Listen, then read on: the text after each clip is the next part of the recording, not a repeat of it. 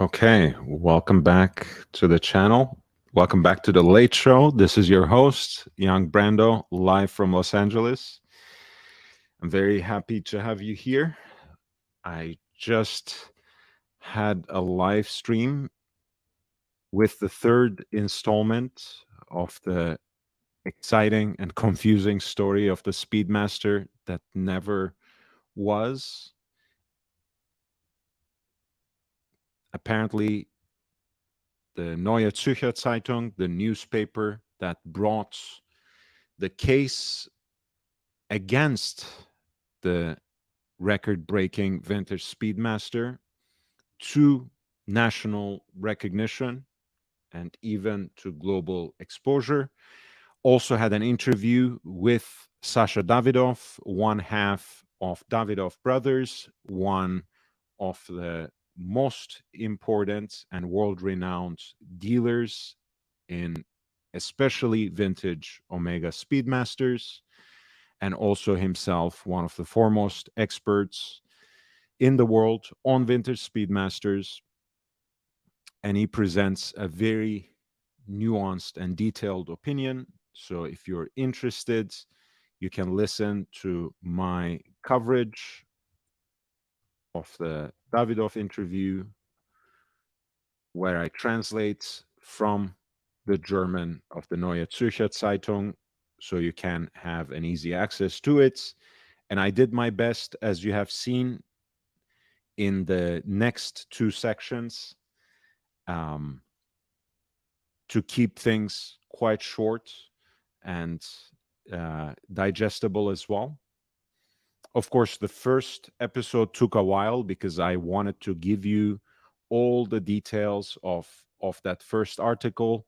I wanted to clue you in to every single detail that concerned the case because it's really important, because this is a story that is much more about a case against a particular watch, against a specific company, or even one prominent auction house. It is about an issue that plagues us all, since it takes apart the kind of trust that we are trying to build, the kind of community that we're trying to build among the collectors.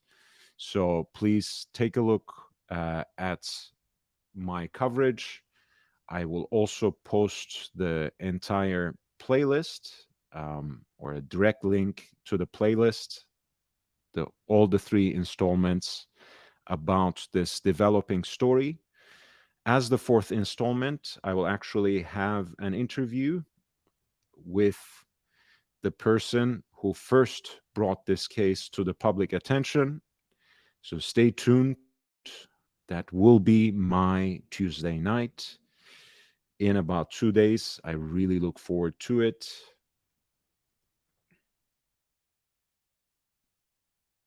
So the story of the Speedmaster that never was. There's the entire playlist for you.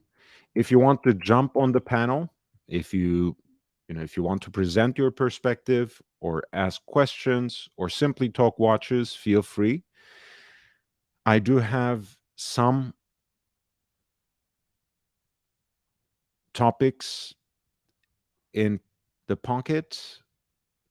There is, after all, another very interesting auction coming up in New York in less than a week now, on June 10th and 11th, by Phillips, New York Watch Auction 8, of which I previewed a couple of pieces already, a few pieces already in uh, on my Instagram, and you can also see it on the shorts here on this channel. And in fact, as we go through these pieces, I will try to show you some of the footage that I have taken while I was inspecting these pieces. I hope you like it. And in either case, again, I thank you for your support and presence. Please hit the like button. That helps a lot. And here's the first super chat of the night in the official currency of the Watches and Style channel. 6 shekel. Rap boy, rap. Thompson twins, love on your side.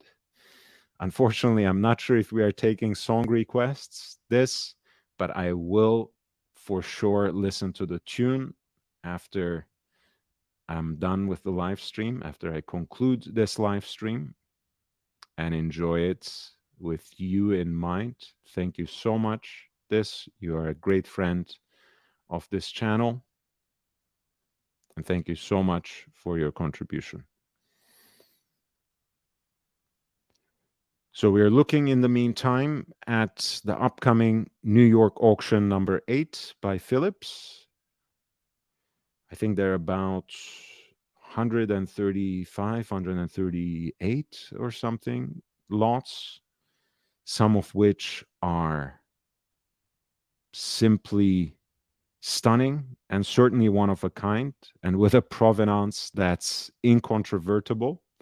So let's start with a piece like that, which is lot number 12. This is Roger Smith, number 2. I actually wrote about this on my Instagram, so I want to invite you to take a look on my Instagram too when you can, but I will simply read it from there. But if you can, I appreciate you if you could follow me on Instagram as well. There's the account. I wanted to start with this again because this is actually a piece that has been authenticated by Roger Smith himself, and it is incontrovertibly one of a kind. To adapt the phrase from Drake, Roger Smith number 2 is top 2 and not number 2. The urban legend dictates that the first pocket watch Smith made according to the Daniels system, where every component is made by the hand of a single watchmaker, as George Daniels laid it out in Watchmaking. His book was turned down by the master himself for looking too handmade. Right? So there's this story that George Daniels actually turned down the first watch Roger Smith brought to him because he argued that it looked too handmade. Number one, it turns out, was then disassembled by Roger Smith, and it was superseded by what came after it. And for civility's sake, I shall resist the temptation to read any part of this apocryphal story in allegorical fashion. We're not going to speculate whether the apprentice has superseded the master or anything of that sort. That is, in fact, blasphemy in this case. We will just appreciate Roger Smith number 2 on its own merits. I had the pleasure and privilege to hold this marvel at the recent Los Angeles preview of the Phillips New York auction number 8, which is going to take place on June 10 and 11. You're looking at lot number 12 with an estimate in excess of $1 million.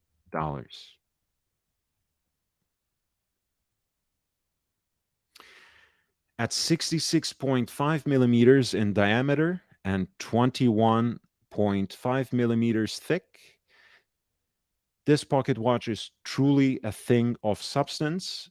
The style, with its exquisitely engine-turned dial and austere movement finish, is perhaps the purest representation of the Daniels system, which aspired to perfectly blend the art of Breguet, incidentally the title of another canonical tome by Daniels, with the best traditions of English craftsmanship, which Roger Smith, in his turn, proudly inherits. The presence of this subtly elegant and substantially complicated timepiece is genuinely difficult to render in words, so I'll close with the specs. A tourbillon with spring détente escapement, which also makes the watch a chronometer, a perpetual calendar with a moon phase and a leap year indicator. It is truly a delight to catch the reflection of the caliber on the beautifully polished inside of the hinged case back. The hand engraving on the cap of the mainspring barrel is a true delight. This is the part we are talking about. There's the mainspring barrel under it, and the cap here is hand engraved. Every single part, every single aspect of this watch is actually undertaken by Roger Smith himself, by a single watchmaker. You all know that we have that romantic image of a single watchmaker that is conjured up in our imaginations when we speak of independent watchmakers. Of course, that's 99% of the part. That's an unrealistic expectation 90% of the time. That's not at all the case, even with the most boutique independent watchmakers. I know it's not a realistic expectation, but there are those watchmakers. There are a handful of serious master watchmakers in the world who undertake this grueling and, in fact, a lonely, lonesome process of actually producing everything themselves by hand. And Roger Smith is one of the um, handful, still to this day, making a very limited number of watches himself by hand. Daniel Roth, for example, under the name, under the brand Jean Daniel Nicolas, also makes tourbillon watches, both in his round and signature violin shaped cases. Um, but this is truly a one of a kind piece by someone who basically made three pocket watches. The first one was disassembled and lost to the ages, as the story um, already says, as the story that I related. And the third one, which I believe was not necessarily a complicated watch, is also with a collector. So this is most probably the only time that a Roger Smith pocket watch will come under the hammer for quite some time.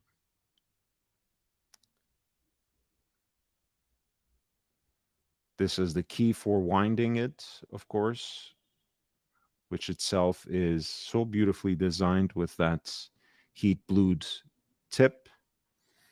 Not only aesthetically pleasing, but also utilitarian. Of course, that heat bluing serving also as a way of proofing it against corrosion. The dial is truly a marvel with various motifs of hand guilloche decoration.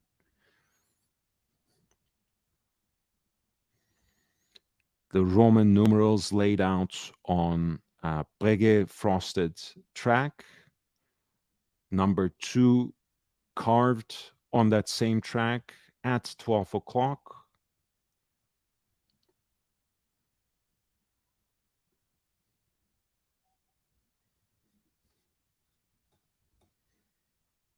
Beautiful hand carved hands.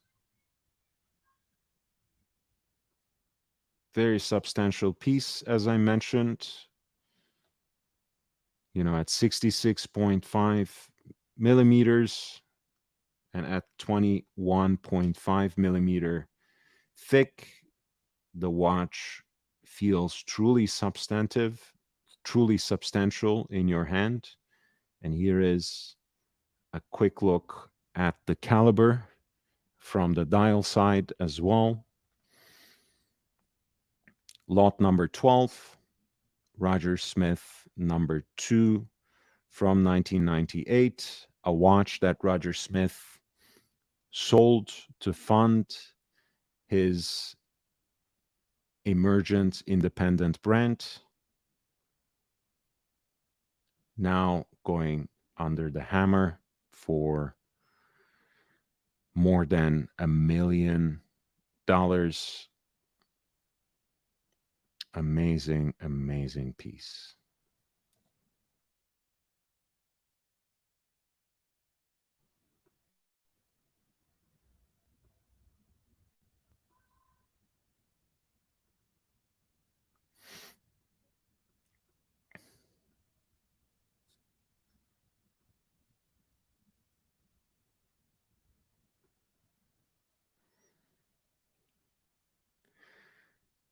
There's so many beautiful watches right next to it, so I will just continue there. At number 11, we have Philippe Dufort, Simplicité, in a 37 millimeter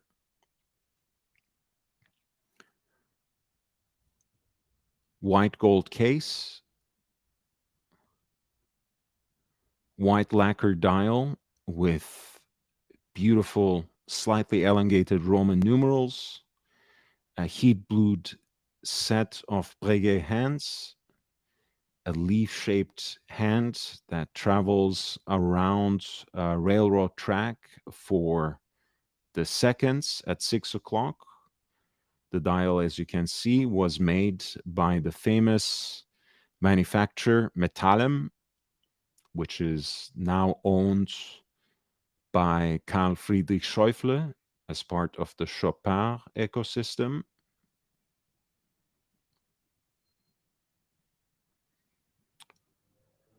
The case has very classical lines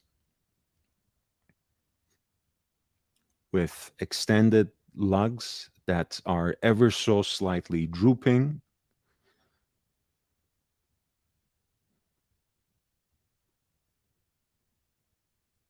The slightly oversized subsidiary dial for the seconds at 6 is subtly recessed and has this radial guilloche pattern on it that gives it a certain depth.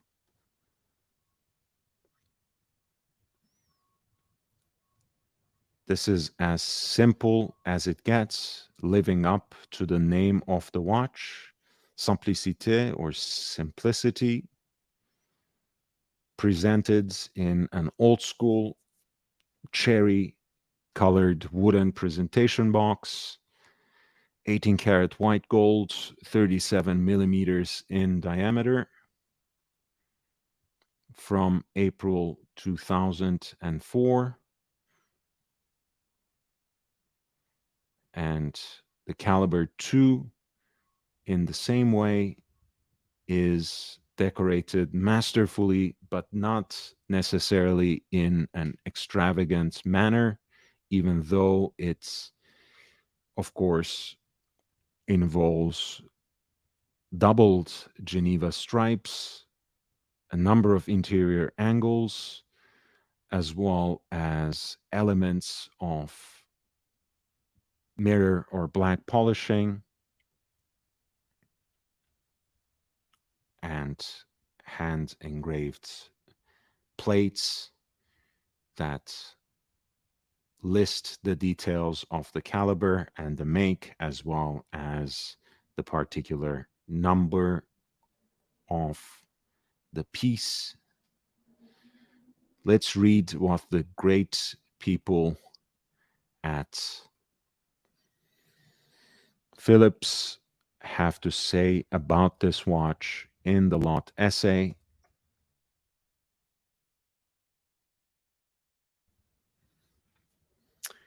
I have heard of him, Thomas. I can't say I'm familiar with his work, though, to be honest, because I've never examined any of his watches by hand in person. So I would say my knowledge of Keaton Myrick is extremely limited.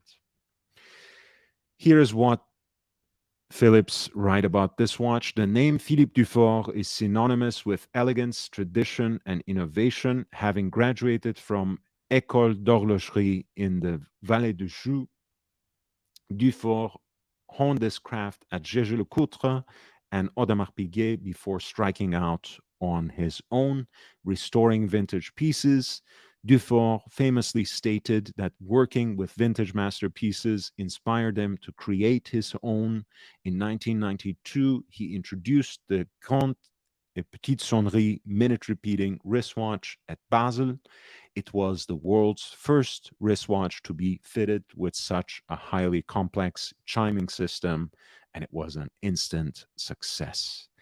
Following the success of the Grande and Petite Sonnerie minute repeating wristwatch, Dufort introduced the simplicity in the year 2000. Inspired by traditional watchmaking methods in the Vallée du Joux, the simplicity is entirely crafted and assembled under one roof. The name simplicity is a bit of a misnomer, though the watch only indicates the hours, minutes, and seconds. I, by the way, highly disagree with this idea that it is a misnomer. I think it's actually extremely fitting, but this is the official lot essay, so I'm just sharing that. They continue. The piece is resplendent with aesthetic complexity, with beautiful hand engraved bridges, sumptuous anglage, dreamlike bridge forms, and gorgeous curvatures on the case. The simplicity is the result of Dufort's search for perfection. It was originally presented in a 34 millimeter case and a larger 37 millimeter case, which is the present lot. Was subsequently offered. It was made in pink gold, white gold, or platinum with a unique steel version known. Two dial types can most often be found on these timepieces, either in white lacquer or with a hand guilloche dial with unique versions also known. Now discontinued, Dufort only created slightly more than 200 examples, this present lot being number 70 of the original simplicity. Its rarity, coupled with the elegant looks, has propelled the watch to grail status today. Filled Fitted with a lacquered dial, the present watch features black lacquered Roman numerals, which contrast wonderfully against the white backgrounds. Dufort notably chose to use lacquer instead of enamel, as the latter dial would require a thicker case. And that's particularly true. That's why, for example, Francois Paul Jean shies away from using enamel dials as well. The only enamel dials he used, if I'm not mistaken, and there are always exceptions, of course, are in the vertically positioned tourbillon watches that he produced, since he already had a little more room to work with. The larger case size of 37 millimeters sits beautifully on the wrist, and the present lot is complete, accompanied by the original certificate and presentation box. And this is offered in a well preserved condition. The Philippe Dufort Simplicity in a 37 millimeter white gold case and with a white lacquered dial, Roman numerals, heat blued stainless steel, Breguet style hands for the hour and minutes, and small seconds at 6. Lot number 11 from 2004, number 70, is expected to realize a final hammer price somewhere between 300,000 to 600,000 US dollars. Hey, Bruce G. Thank you, man. Um, yeah, check it out whenever you have time. Especially the parts 2 and 3 are quite bite-sized and digestible. In either case, I prefer to be more instantaneous, more simultaneous, and explain things as I go. If I were presenting a professional translation, that would have been another issue. But I think it was more advantageous, especially because it was a format that allowed people to present questions and their remarks and their opinions as well, along my opinions on the case. And if you have any questions or any further demands regarding the developing situation, I'll be more than happy to help you out with figuring out the details. There are a few pieces, well, there are a number of pieces actually in this auction that are offered without reserve. So the bidding will start at $1 for these pieces. And once again, I think this is um, the auction houses covering their backs, basically, because they know, especially with the spring and summer, we are entering really uncertain times when it comes to the secondary market for watches. And even if Phillips has gone for 2 years of selling every single watch that they have offered for auction, there's a very real possibility in this season and during this year that this streak might actually end. So there are a number of pieces here that are offered without reserve and with very conservative estimates to tease buyers into bidding on the pieces, which is a time honored tactic. And, there's nothing that one can necessarily take issue with. Lot number 2 is actually a very desirable um, contemporary example of the Omega Speedmaster. This is the 50th anniversary Silver Snoopy Award. Just the right amount of blue on the dial, at least in my opinion, including the bezel inserts for the tachymeter, the dial fixtures, as well as those subtly recessed chronograph registers against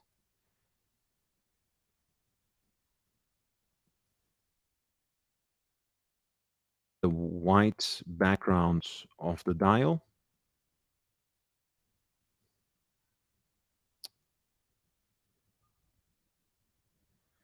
This special edition was released in 2020 and it commemorates the Speedmaster's one of a kind role in the history of space exploration. The good people in Phillips write.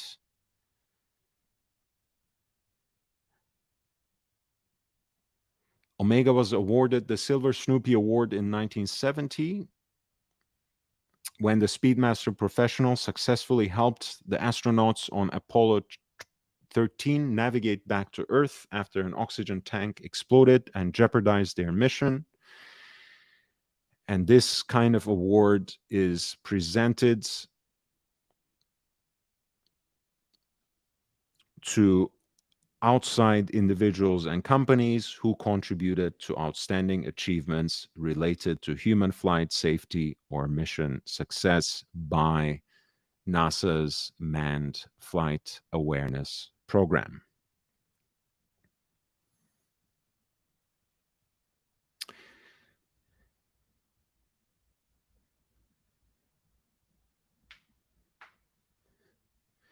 This is actually the third Snoopy related Speedmaster to be released since 2003. There is a Snoopy on the dial, specifically at the continuous seconds subsidiary dial at 9 o'clock, but there's also a mechanical animation on the back visible through the sapphire crystal. The movement is covered with a night blue plate featuring white dots representing the outer space from a perspective that looks like you're sitting on the moon itself. You can view a rotating Earth as well as a flying NASA command and service module with Snoopy inside. This is unworn and offered with the full set of its original accessories, with the presentation box, as well as a loop, not to mention the sailcloth style blue strap, the original warranty card, product literature, so on and so forth. Full set, silvered opaline white dial, and just the right blue accents for lot 2, which will start bidding with no reserve at $1. The piece has an estimated value of 6 to 12,000 US dollars.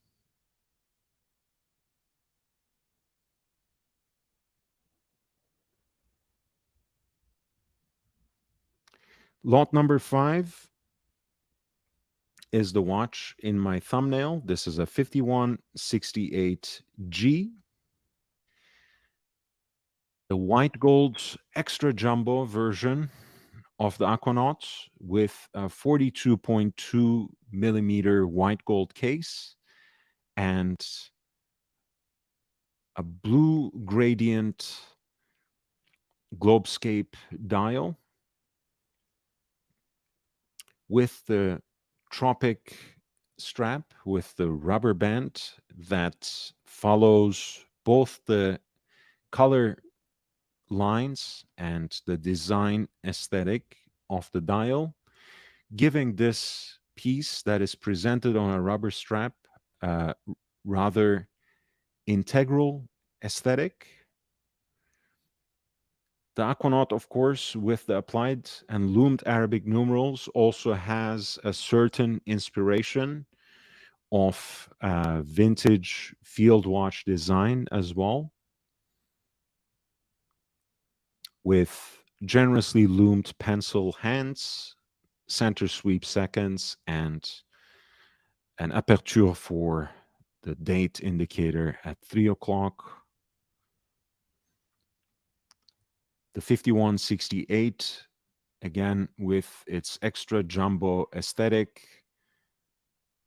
and larger proportions, has become quite popular in its own right, even though I think the 5167 is still the Aquanaut to get. I think these are simply too large. And I'm not necessarily talking about it in my from my own perspective and how it fits on my wrist. It is certainly too large for my wrist. I think that's a rather objective statement. But my personal opinion is that it kind of blows the proportions of the watch out of order at this size. But of course, no one really cares about such nuances anymore. So the 5168G, whether in blue or khaki green, has been extremely popular. And here the watch is presented with a relatively conservative pre-auction estimate of 30 to 60,000 US dollars at lot number 5. At lot number 6, we have a relatively new entry to the category. Another watch, yet another piece that is being offered without reserve. So the bidding will actually start at $1 for the A. Langonzune Odysseus in white gold on a rubber strap. This piece, perhaps after the Zeitwerk, is the watch that reflects Alan Gonzune's design aesthetic most honestly and most completely, because it has that two oversized indicators that harken back to the 5-minute stage clock in the Dresden Opera House, which was actually made by ancestors of the modern founder of the brand, Walter Lange, who revived Alan Gonzone with Günter Blümlein's help and guidance in the 90s in the aftermath of the German reunification.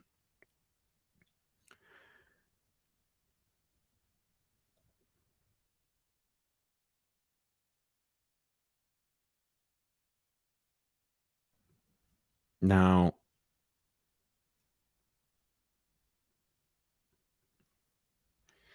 this is the white gold version, which followed upon the integrated bracelets, all stainless steel introduction of the watch. The white gold piece is offered with a gray dial, but otherwise, and alternatively on a rubber band or a distressed leather strap, but otherwise follows along the same design lines as the stainless steel version. Of course, it has a gray dial instead of the blue um, dial to match with the stainless steel. The titanium has what they call the ice blue dial, which I would more closely probably name slate gray more than anything. I have to say I love the white gold version, but not so much the gray dial. It feels um, too plain, and the watch altogether too monochromatic for my taste. Um, but that's just me. Otherwise, I love the design of this watch. The loomed alpha hands that have become a signature element of their design aesthetic, and all the accents on the dial, which includes the minute track on the chapter ring with that's engraved and filled in number 60 in red at minute 60 at 12 o'clock. Beautiful, beautiful piece. This one comes with its original box and papers, setting pins, the full set of the accessories from last year, 40.5 millimeters in diameter. The Alan Gonzone Odysseus reference 363068 in white gold. At lot 6, the piece is offered with no reserve, but the estimate is 25 to 50,000 US dollars.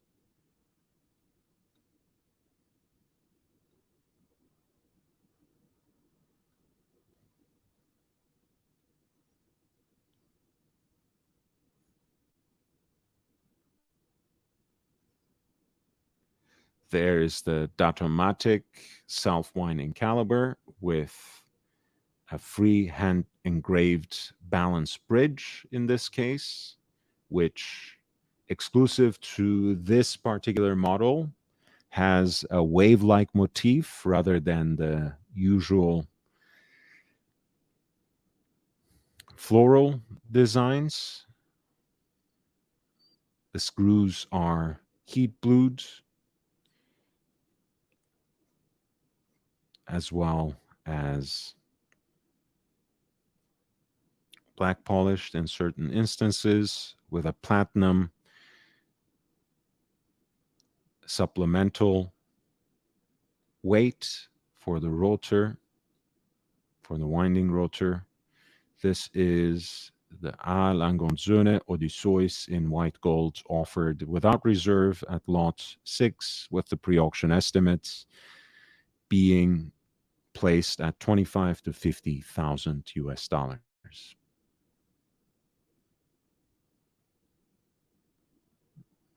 Yeah, yes, it is indeed a miracle that they made it back. At lot number 7, we have a new old stock, modern Patek Philippe Nautilus Jumbo 5711 Line 1R, meaning we are looking at the pink gold version on its integrated bracelet with the radiant golden brown dial or sunburst brown dial with the now iconic horizontally ribbed design. Unlike the original Jumbo, the modern has a movement which includes sweep center second. So we have a three-hander. Here, the date window at 3 is framed in matching pink gold. And this particular example, being new old stock, is offered with its original box and papers, as well as the full set of its accessories.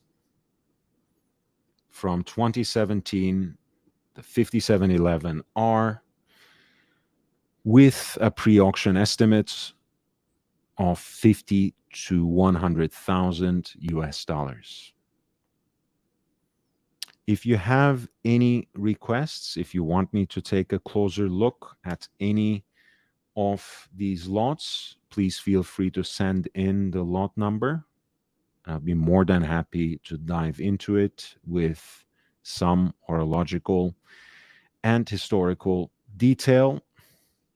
Lot number 8 is a pre 40th anniversary jumbo. You will immediately recognize how different it is with the renewed version that came out in 2012. Take a look at this while I grab my water. Please hit the like button in the meantime. I really need it. I desperately need it. Please help me out by hitting the like button. As you know, I'm doing my best to expand the channel, and every single upvote gives me just that slightest bit of more exposure. So please help me out.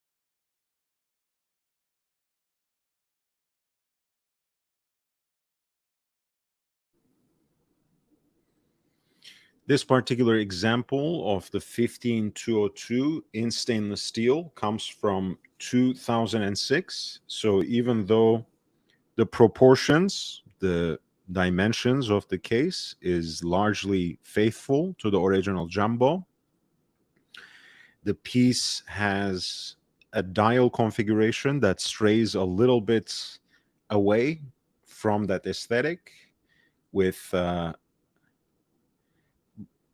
tapisserie dial that has larger squares, a more blown up pattern than the original quote unquote petite tapisserie. The aperture for the date indicator is actually traced along with these lines that frame it, which will be dispensed with in the 40th anniversary edition and which didn't exist in the original.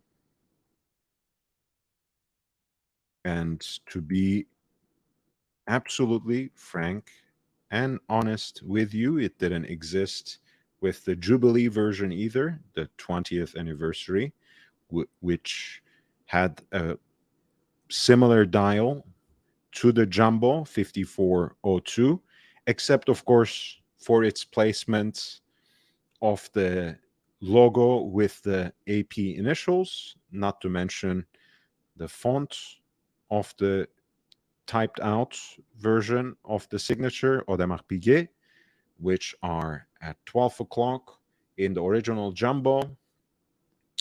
The logo with the initials of the two founding families was placed at 6 o'clock as it was originally designed, and all of these details would return for the 40th anniversary edition, which would finally propel the Audemars Piguet Royal Oak Jumbo into the global success story that it has since become. Here you have a piece from 2006, which misses some of these desirable details for the collectors, but is nevertheless quite a valuable piece in its own right, especially in today's market where everything else is slowly becoming unattainable, even though the prices have come back down to more realistic ranges in the aftermath of the market crash. This is the 15202 from 2006, pre 40th anniversary, with the old school Gothic font for the AP initials on the skeletonized rotor weight, which is reinforced with a 21 karat gold supplement, the classic JLC 920 caliber base, very well apparent. This is lot number 8 for an Audemars Piguet Royal Oak 15202 in stainless steel from 2006. The piece is expected to fetch an amount somewhere between 25,000 to 50,000 US dollars.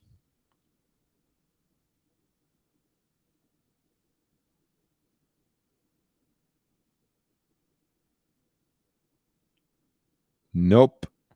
Wrong. Wrong. I know you prefer it at 12 o'clock, JB, but and I know it's just right for you, but I'm a purist when it comes to Royal Oak, so it has to be at 6 as the maker has intended it, as Gerard Janta designed it. Lot number 9 is a beautiful early chronograph by Daniel Roth.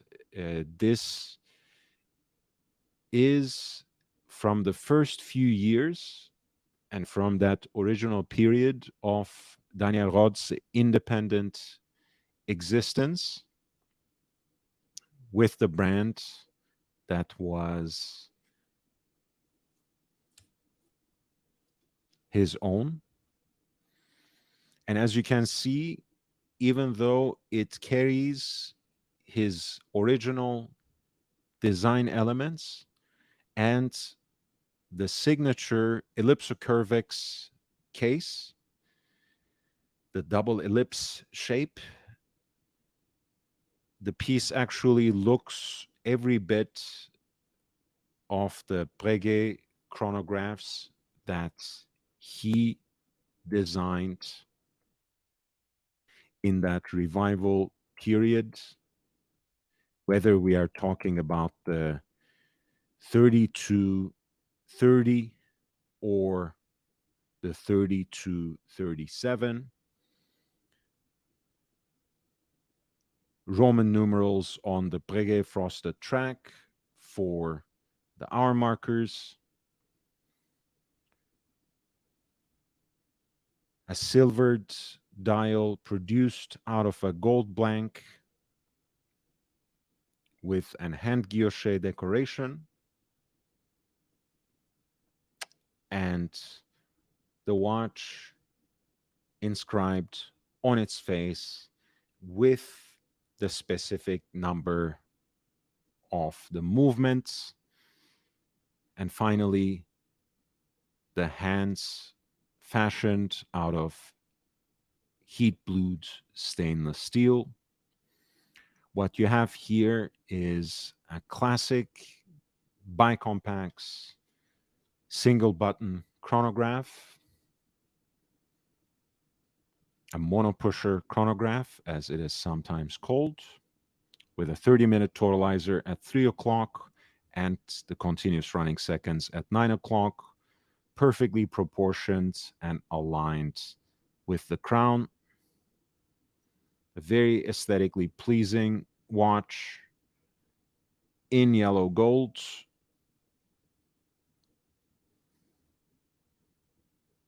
38 by 41, built on the base of the 2020 Lemania caliber, column wheel, hand wound, and here laid out for a single button operation with all the chronograph functions operated with the monopusher at 2 o'clock, start, stop, and reset. Number 10 from 1990, the Daniel Roth single button bicompax chronograph in yellow gold, 38 by 41 with an exhibition case back. The piece is offered with a pre-auction estimate of 25 to 50,000 US dollars.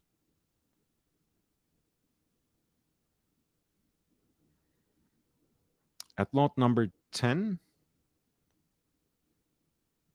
we have a very special De Béthune DB6,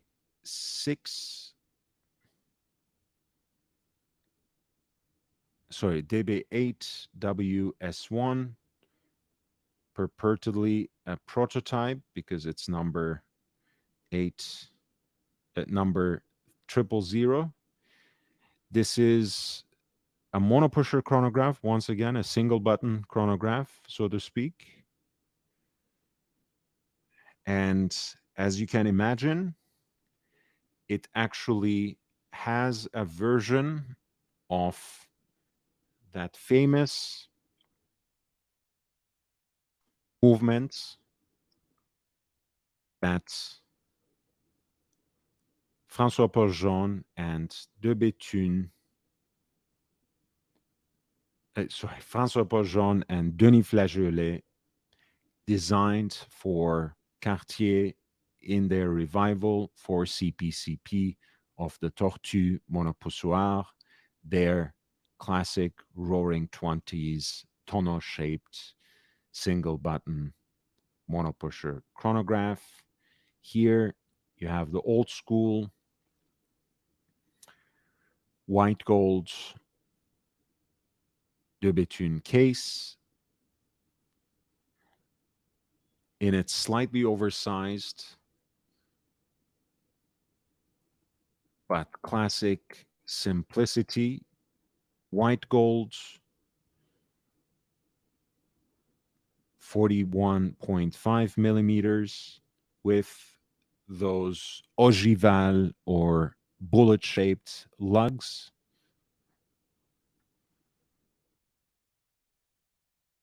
It is complemented with an hand guilloche anthracite gray dial, leaf shaped pink gold hands, and applied numerals. These pieces were affectionately called the football timer because they have a single chronograph register at 6 o'clock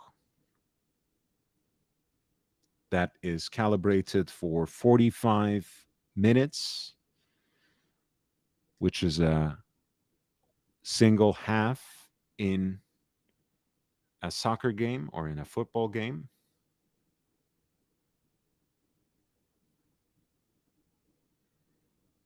Everything is operated by a single button, which is integrated on the crown,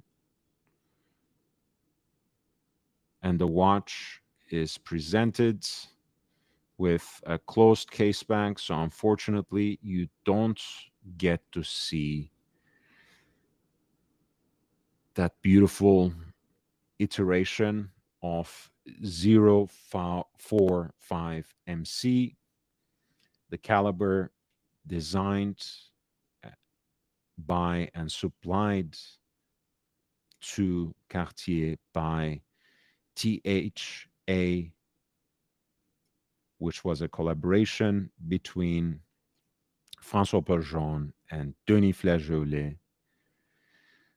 That enterprise involved Vianney Alter at a certain point in time, but to my knowledge, this particular caliber was designed by Jean and Flageolet, and Alter was not involved with this particular project.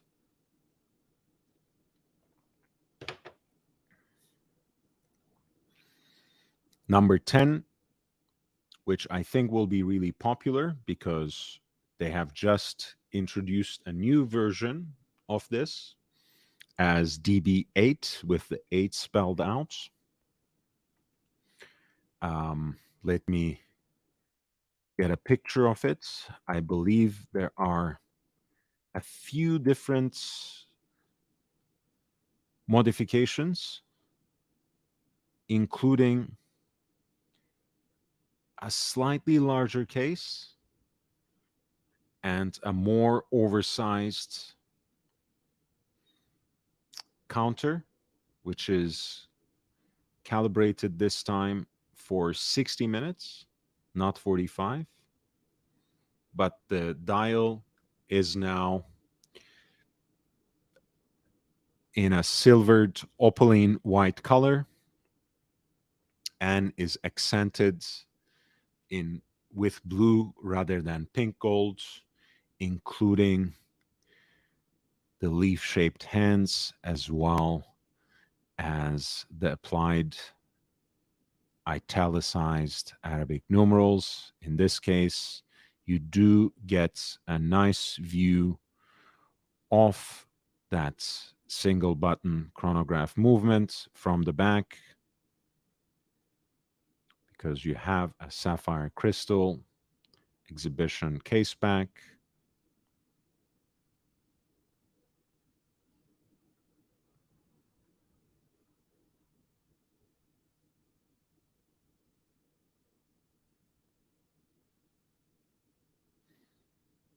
The hands are fashioned out of heat blued titanium. Beautiful watch still, and beautiful it was in its original version and also in the DB1 iteration as well. This particular piece again is from 2005 in a 41.5 classic de Béthune case in white gold with the bullet-shaped lugs, an anthracite gray dial with pink gold accents. This is lot number 10 for a DB8 with an estimated value of 30 to 60,000 US dollars.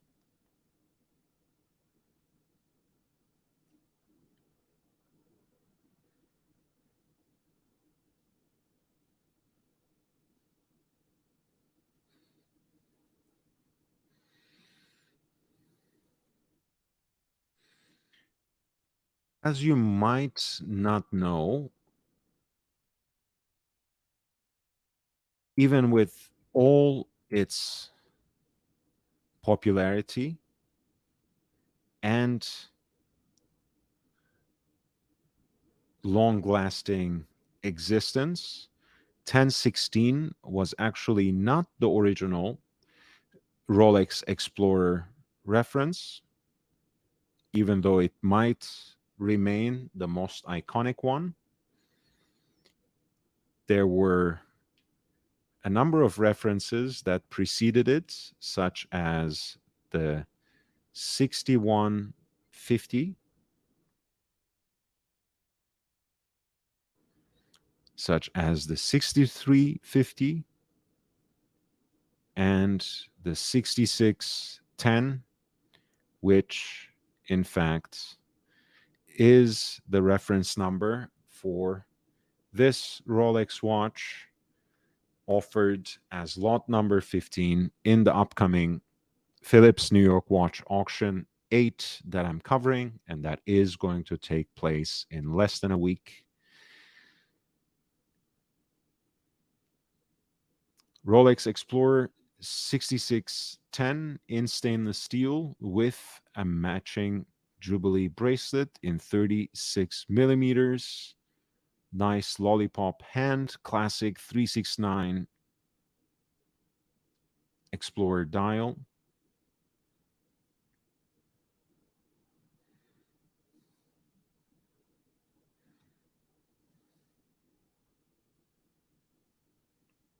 The 6610 was introduced in 1955. It would be followed by 1016 in 1960.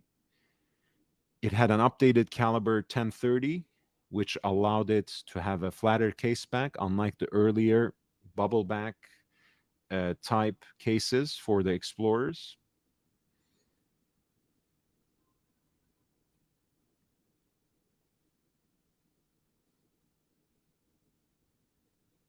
It has a glossy black gilt dial. This is seemingly a very well preserved, beautiful example. As you can see from the front and the back.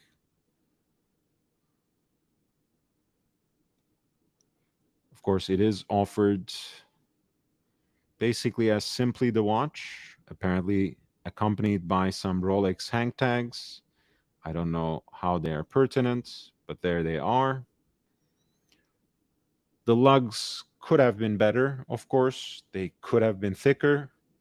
But then again, we don't always get what we want. This is actually a rather well preserved example of a watch, of an absolute classic from mid 50s.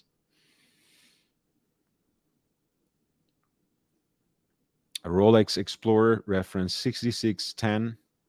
The piece is expected to fetch an amount somewhere in the region between 20 to 30,000 US dollars.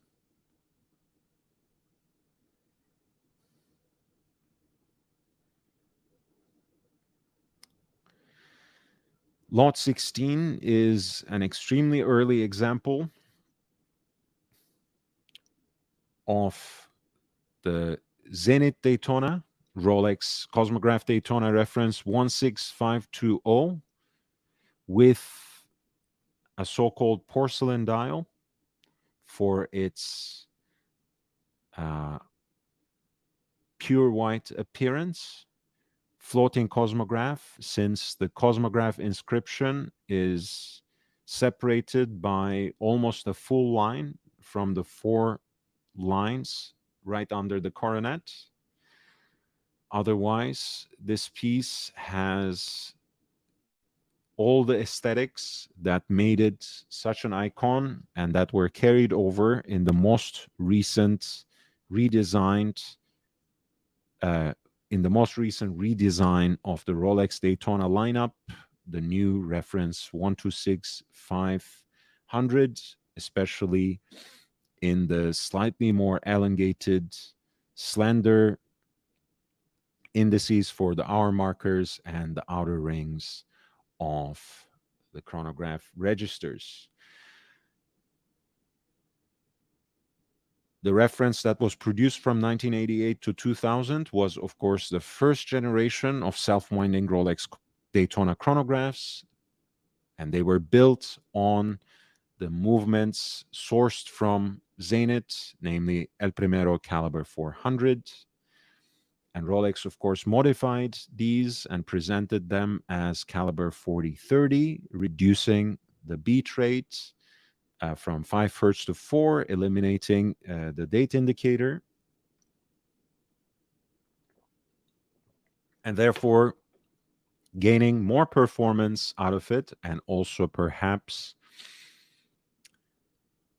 producing in the process one of the most aesthetically pleasing and balanced dial designs for a chronograph of all time. You can see if you would draw two lines, one through 12 o'clock, dividing the coronet into all the way down through the case.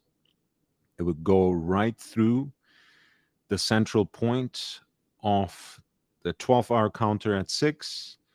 And if you would draw another line, that would go through the index mark at 9 o'clock all the way through the crown. It would divide the crown into two, go right through the center points of both the continuous running seconds and the 30-minute totalizer.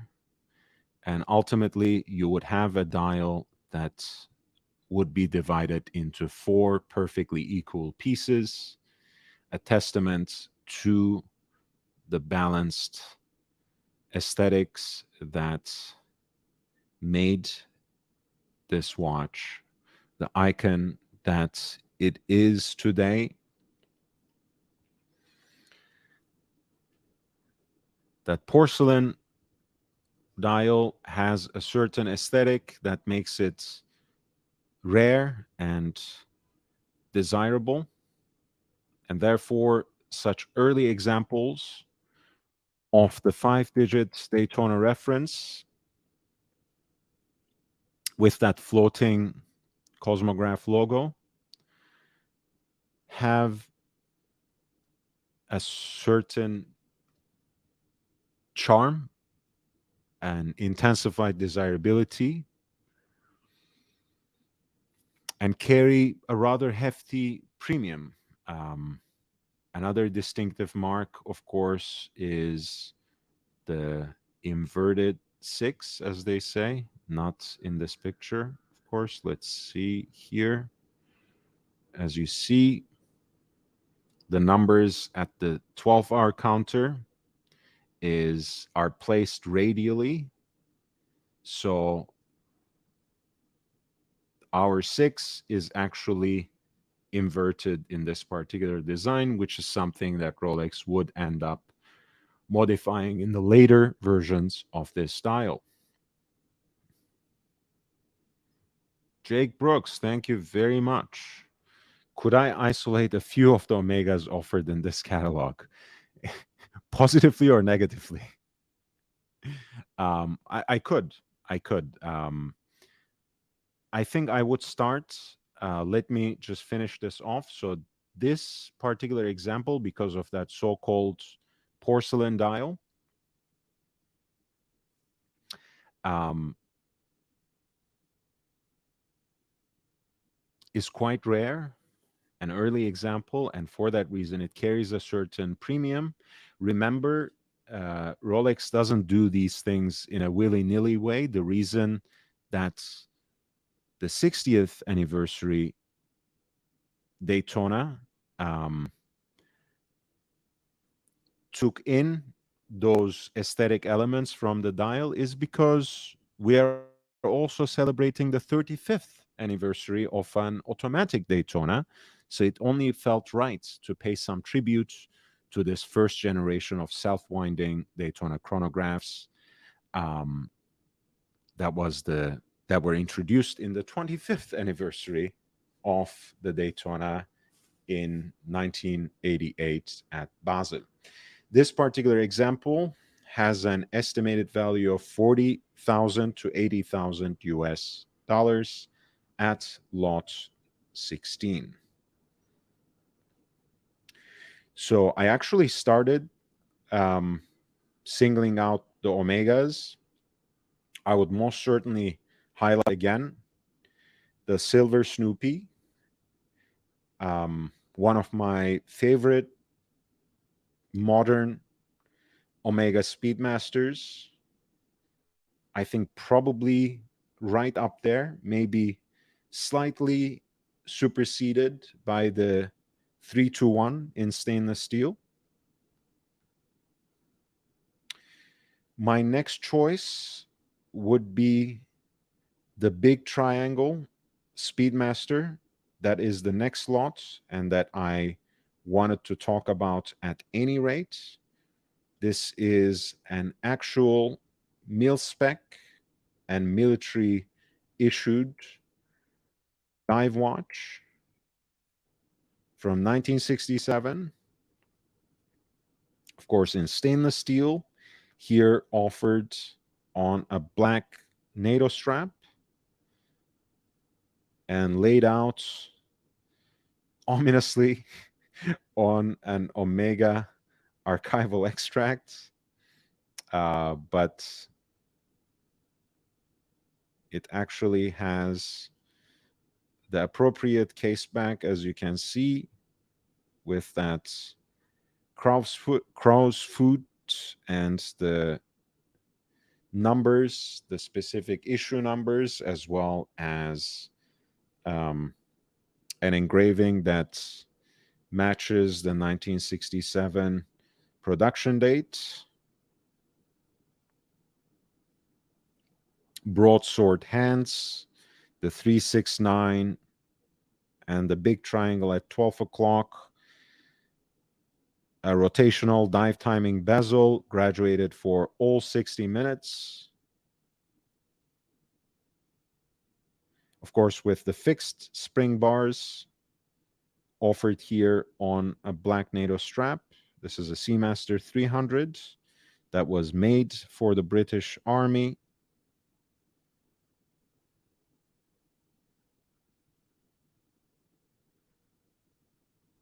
The encircled T identifying its luminous material on the dial, and the hands as tritium. This is a very beautiful mil spec piece with that sweep center seconds hand, beautifully styled as a spare. Lot number 17 is offered with a pre-auction estimate of 30 to 60,000 US dollars. The next one, which is lot number 18, is actually a second series of the Broad Arrow. I actually had a chance to inspect this particular watch when they had their roadshow or their preview in Los Angeles. Um,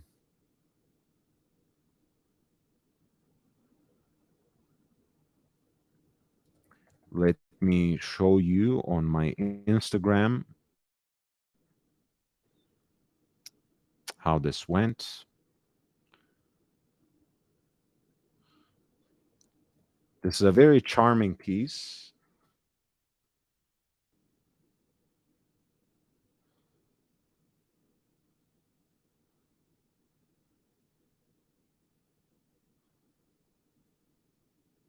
Broad Arrow second series from 1959, sold for the first time, delivered to Jamaica, inscribed on the case back for one James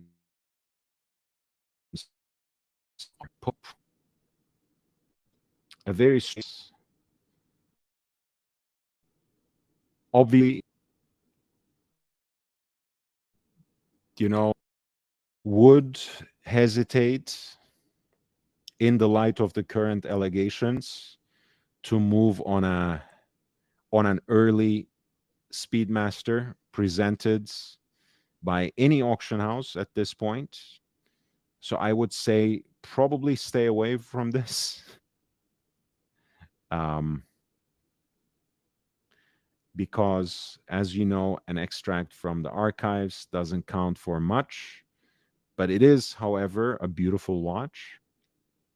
I would say, no matter how charming it is, I would hold off on this one in particular. I had at least one more. Let me see. I had another. I would say again, maybe I'm being a little shy, but the modern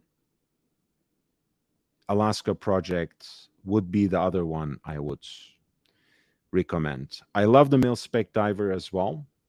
So these are already four pieces.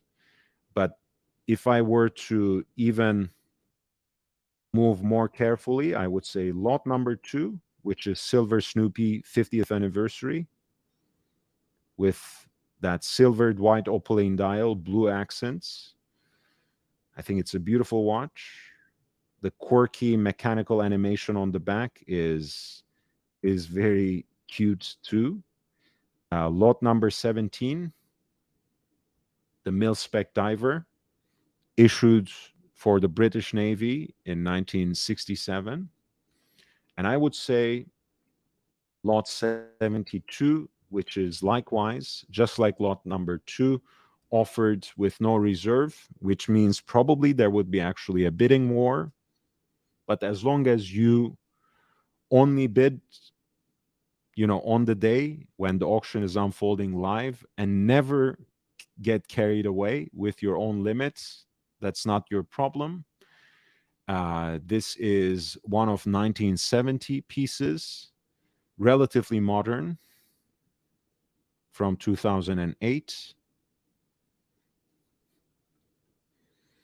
with that fire red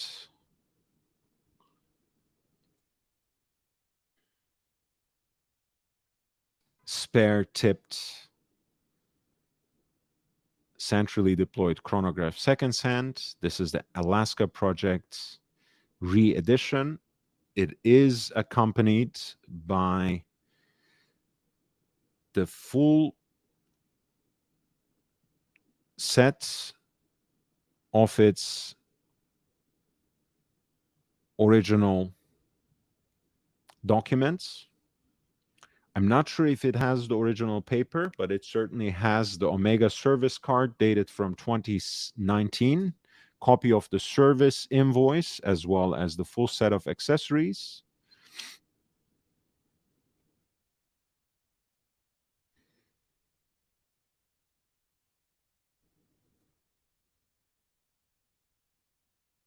And I like those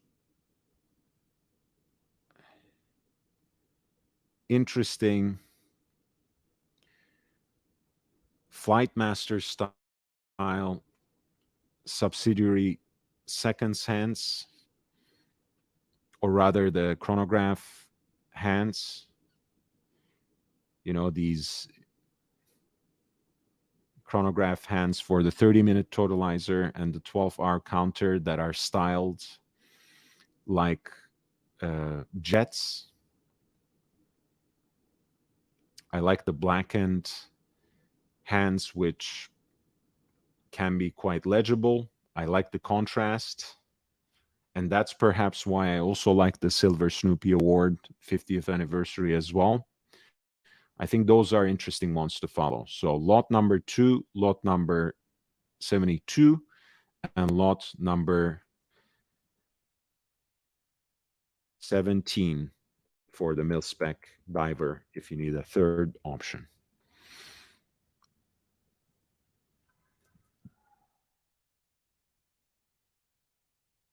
Lot number 72 has an estimate of $6,000 to $12,000, but depending on the level of interest and there will be interest since it's offered without reserve,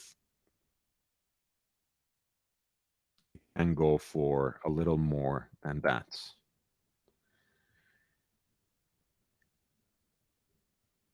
Lot number 19. And thank you so much, JB, for your collaboration. They do have a product. Man.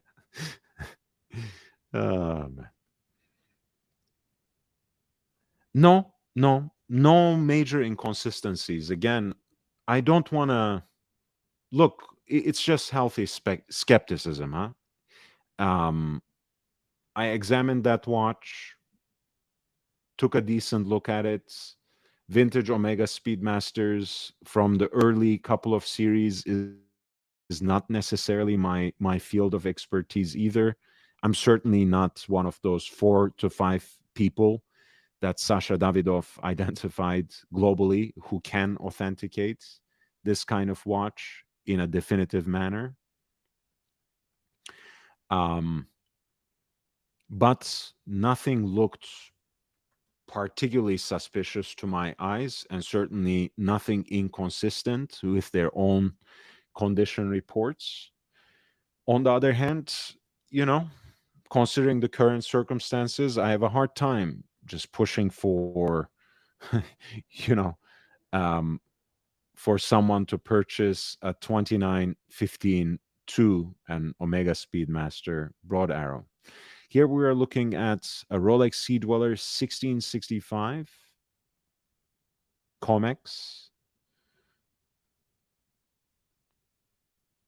The case back inscribed accordingly, Comex, and with the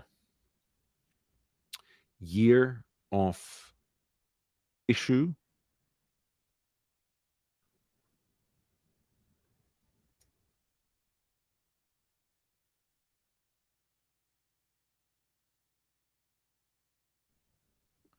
or rather, I should say, issue number 2012, not as in year, but an issue number, because the piece is clearly from late 70s and not from from the early 21st century.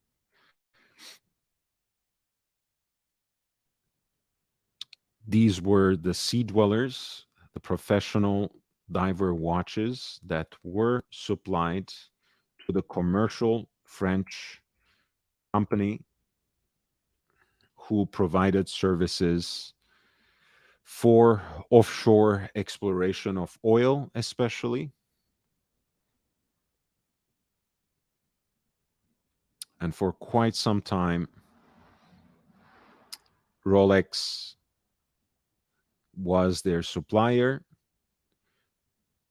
Earlier, they provided them with versions of the 5513 modified for them, specifically with a helium escape valve.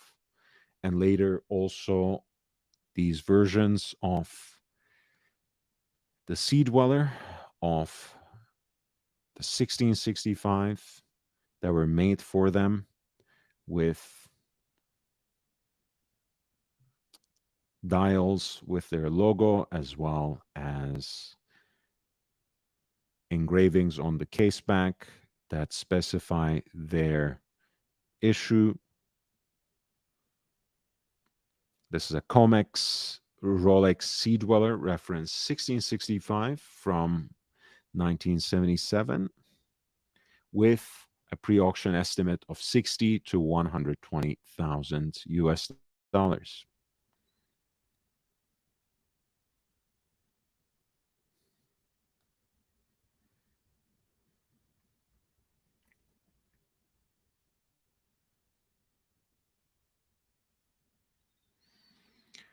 At lot number 20, we are looking at a mid 80s Big Red Daytona, reference 6265,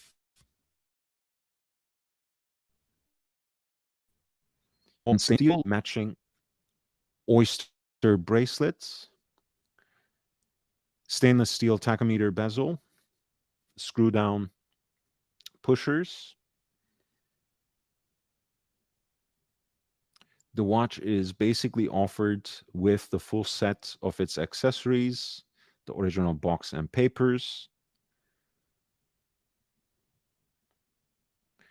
Panda dial, which in this case is to say a silvered background with black chronograph registers and Daytona written in red with a big font, which gives this particular reference its nickname, a Daytona Big Red Panda from 1986, all in stainless steel, and as practically a full set, the piece is expected to fetch an amount somewhere in the region between 50,000 to 100,000 US dollars. Lot number 21 is once again a relatively rare example of the black dial Rolex Zenith Daytona, the Rolex Cosmograph Daytona reference number 16520. Due to a particular defect for the lacquer used on the outer rings of the chronograph registers, the piece ended up aging into this particular color scheme, which is largely monochromatic, except for a copper-like accents on the outer rings of those chronograph registers. Sometimes this particular version is called the Darth Vader. New old stock, as you can see, one of the most crisp examples of a 5-digit Daytona that I have ever seen, offered as a full set.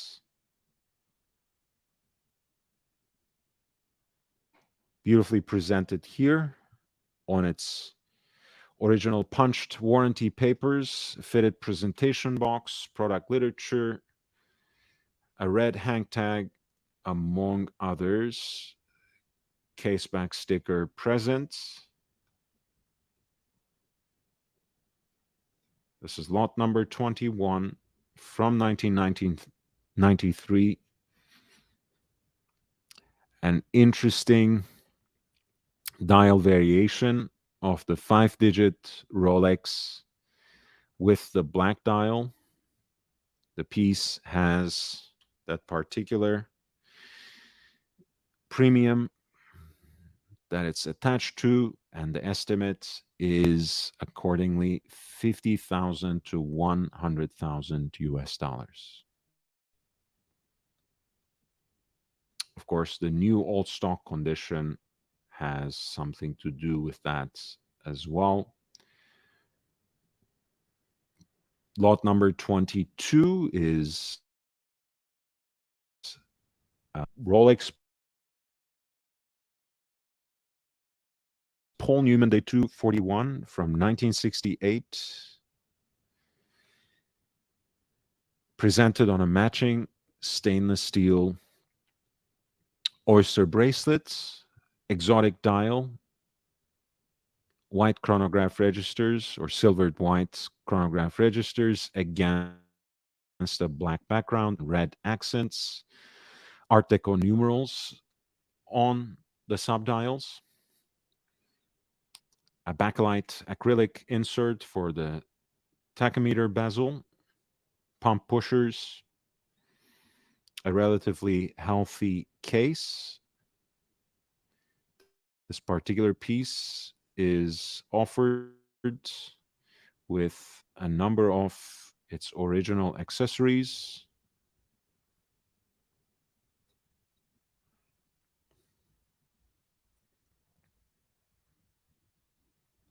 seemingly in a beautiful condition. This is the reference 6241 at lot number 22 with a pre-auction estimate of 200,000 to 400,000 US dollars. And here you'll buy them.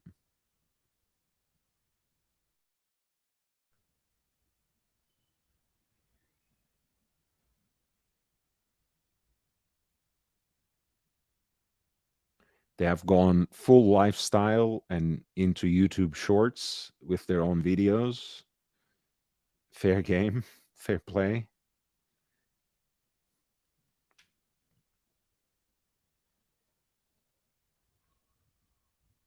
That is lot 22 for the Rolex Cosmograph Daytona, reference 6241, Paul Newman exotic dial with a pre-auction estimate of 200,000 to 400,000 US dollars. If you want me to go into some historical and horological detail on any of the watches that I skipped or that I didn't get to yet, feel free to send in a super chat with the lot number, and I will be more than happy to write in. Please hit the like button if you haven't already. It genuinely helps.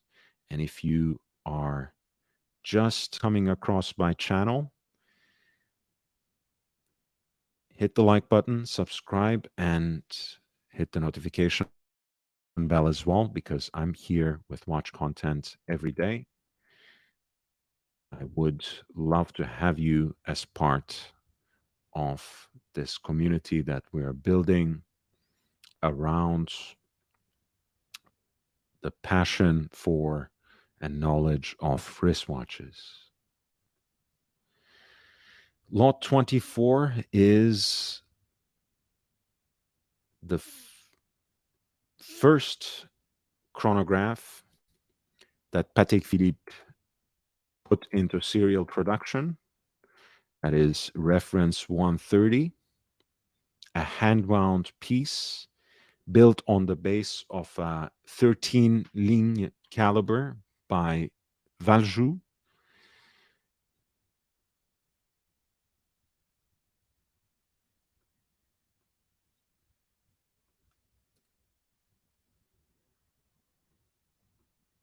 The cases were made with by Émile Vichet, which supplied cases for 1518 and 2499, the first series of 2499 in precious metal, those legendary perpetual calendar chronograph watches for Patek Philippe.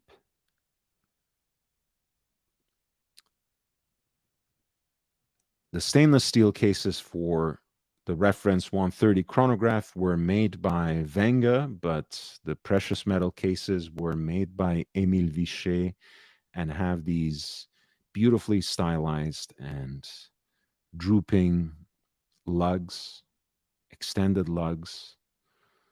And in this case, that is complemented by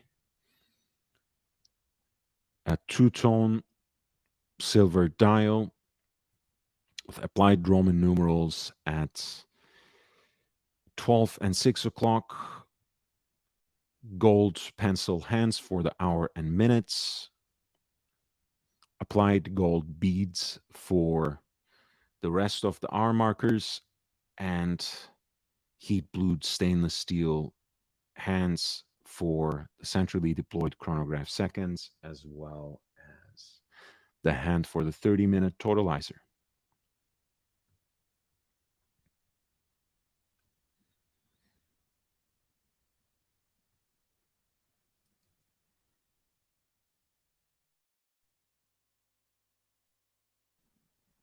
I think I'm experiencing a small problem with my connection again. Let me see if I can resuscitate this by restarting. I'll be right back.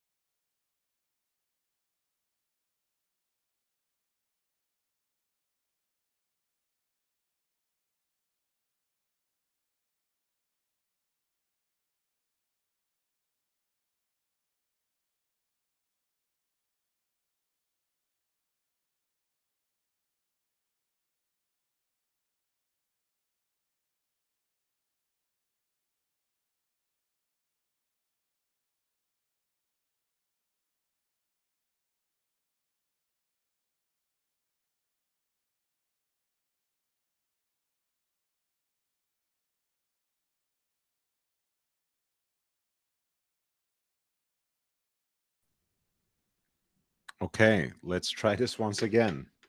Is it working? Can you hear me? Please confirm. Let's go once more. We were looking at Lot 24, which is the first serially produced Patek Philippe chronograph, reference 130, built on the 13 ligne caliber by Valjoux in cases made for the precious metal versions by Émile Vichet, that also produced the precious metal cases for the 1518, as well as the first series of 2499, the legendary perpetual calendar chronograph wristwatches by Patek Philippe, here complemented with, pardon me, beautiful two-tone silver dial with gold pencil hands for the hour and minutes, applied Roman numerals at 12 and 6 o'clock, with nice and large gold beads for the rest of the hour markers, continuous running seconds hand, which is also gold, and the chronograph hands, including the centrally deployed chronograph seconds hand, as well as the 30-minute totalizer, are actually heat blued stainless steel. A really beautiful watch, a true gentleman's chronograph, in my opinion. This was one of the watches that I had the pleasure of trying on in the Los Angeles preview of this auction. Um, I'm really suffering, guys. It's just not working. My internet again is crapping on me. I don't even know if you're hearing me because I don't get any updates on the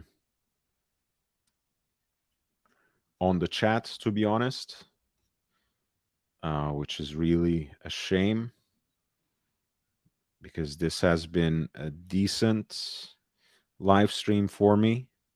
At least I could put together the first, um, 1 hour stream, which was focused on the Speedmaster that never was, relaying to you the Sascha Davidov interview by the Neue Zürcher Zeitung.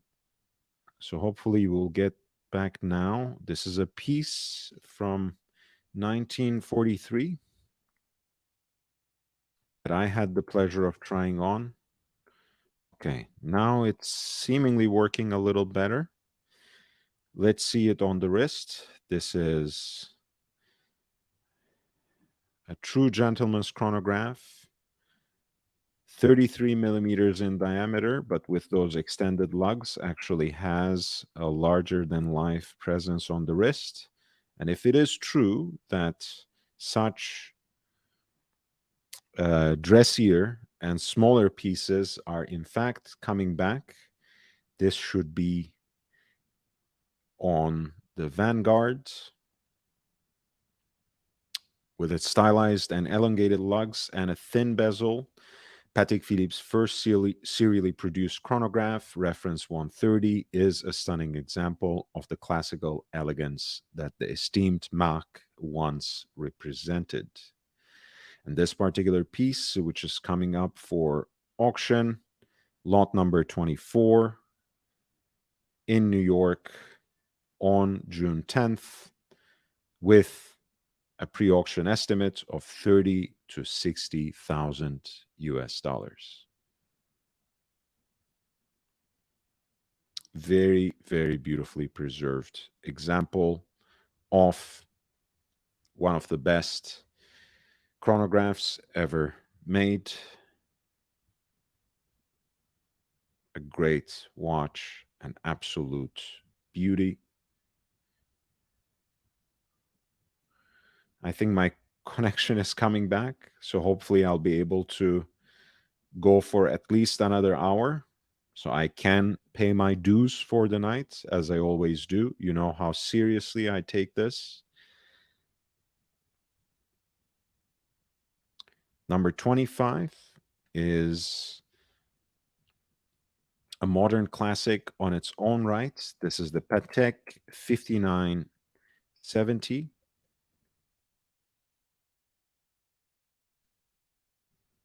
$40 millimeters in white gold, perpetual calendar chronograph with leap year and moon phase indicators from 2006.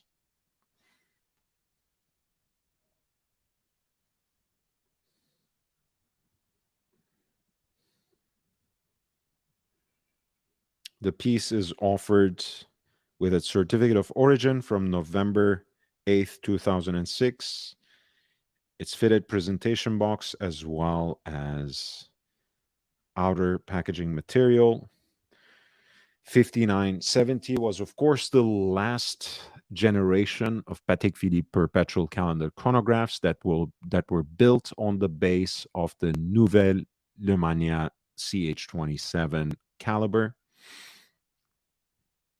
hand-wound chronograph caliber that gave us not only the Omega 321, but also many, many other masterpieces, including generations of Patek Philippe perpetual calendars, but also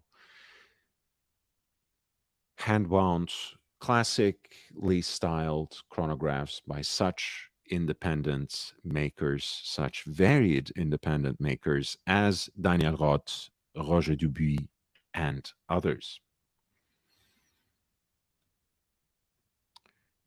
This piece has an incredibly modern, sober, but also very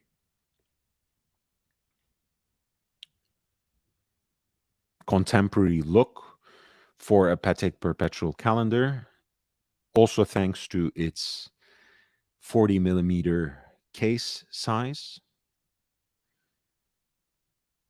Stick markers, leaf shaped hands, and the classic layout that expresses the calendar through the two aperture at 2 o'clock for the day of the at 12 o'clock through the day of the week for the day of the week and for the month, and a pointer date at 6 o'clock, which surrounds the opening for the moon phase indicator. Within the two chronograph registers at 9 and 3 o'clock for the continuous running seconds and a 30-minute totalizer, respectively, you have an additional 24-hour micro hand, which of course also serves as the day and night indicator and a leap year indicator. The tachometer on the periphery of the bezel, sorry, of the dial, and a rather concave bezel. A very beautiful piece of design.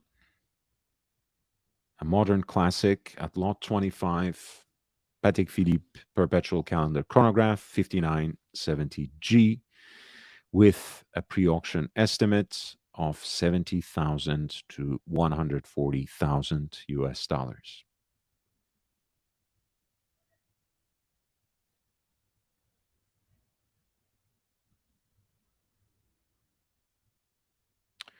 Isn't the link pinned?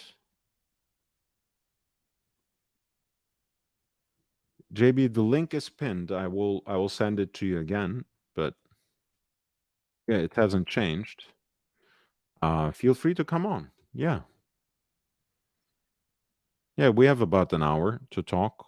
You don't have to stay for the entire hour, of course, but of course, by all means, jump on. We are right now discussing the upcoming Phillips New York auction number 8 on June 10 and 11th. We're looking at the first half of the lots. There are about 138 lots. Lot number 26 is from the Victory Lap of the 5711, line 1A, the modern Patek Philippe Nautilus Jumbo in stainless steel on its integrated bracelet with the green dial, which was again produced for a very limited time. Here in a single sealed, factory sealed condition, which means that it remains exactly in the same condition in which it left the manufacturer. Hey, that's one way to skirt away all sorts of authentication problems. But joking aside, these are, of course, becoming extra scarce with the newer practices adopted by Patek Philippe, which are, at least in principle, supposed to be more stringent and more rigorous.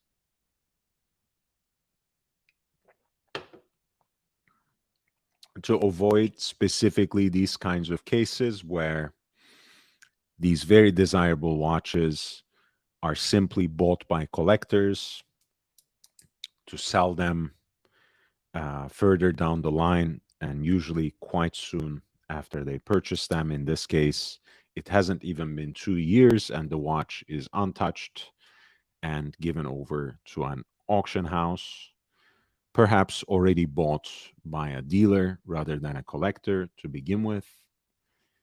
This is lot number 26 for 5711 line 1A dash 014, the Patek Philippe Nautilus Jumbo from 2021 in stainless steel with that rare green dial.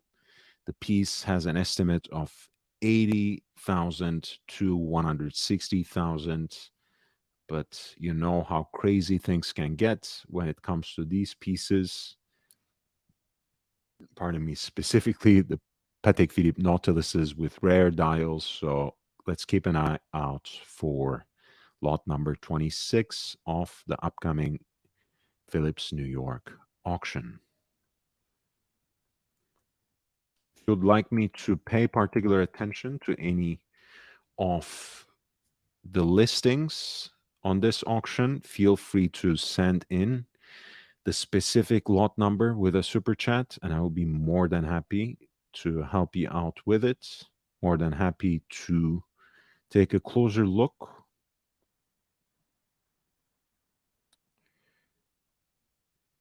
Another Nautilus Jumbo. This is the 3711, which before the introduction of the 5711 marked the return of the jumbo sizing to the Patek Philippe Nautilus line.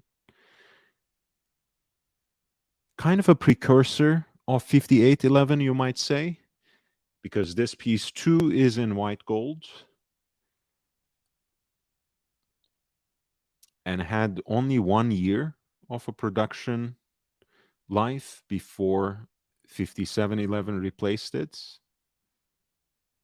and introduced the stainless steel modern jumbo for the 30th anniversary of model.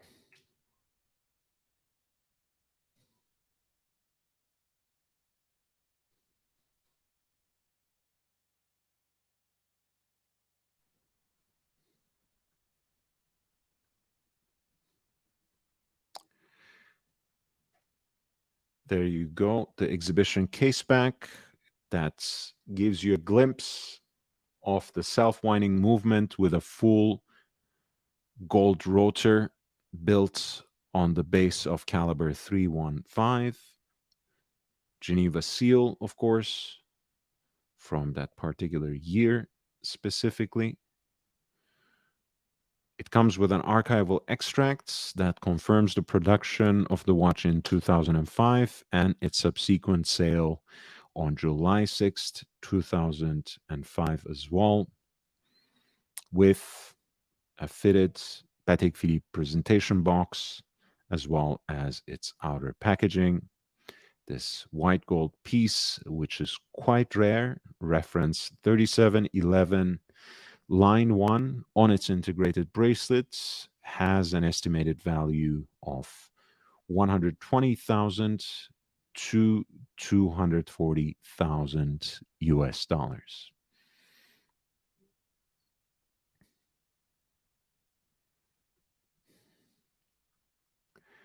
Lot number 29 is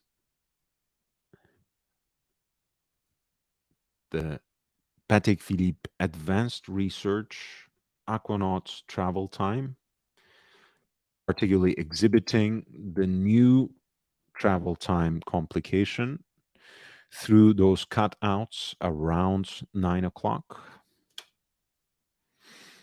with a blue dial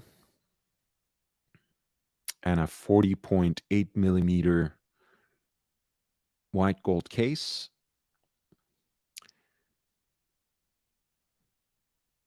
Travel time was first introduced by Patek in a Calatrava case.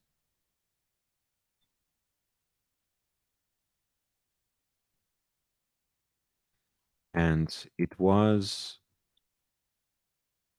provided to Patek by the same mind who designed for them the world time, or who rather gave them the world time In the reference 2597, the Calatrava with the jump hour with a single hour hand that could be moved back and forth with the two notched sliding pushers on the left band of the case. This is still largely the mechanism, largely the technology that is used by Patek Philippe, which was introduced by them in the reference 2597, introduced after being prototyped in year 1958. Of course, this advanced research piece is highly limited in number and therefore is highly sought after by certain collectors.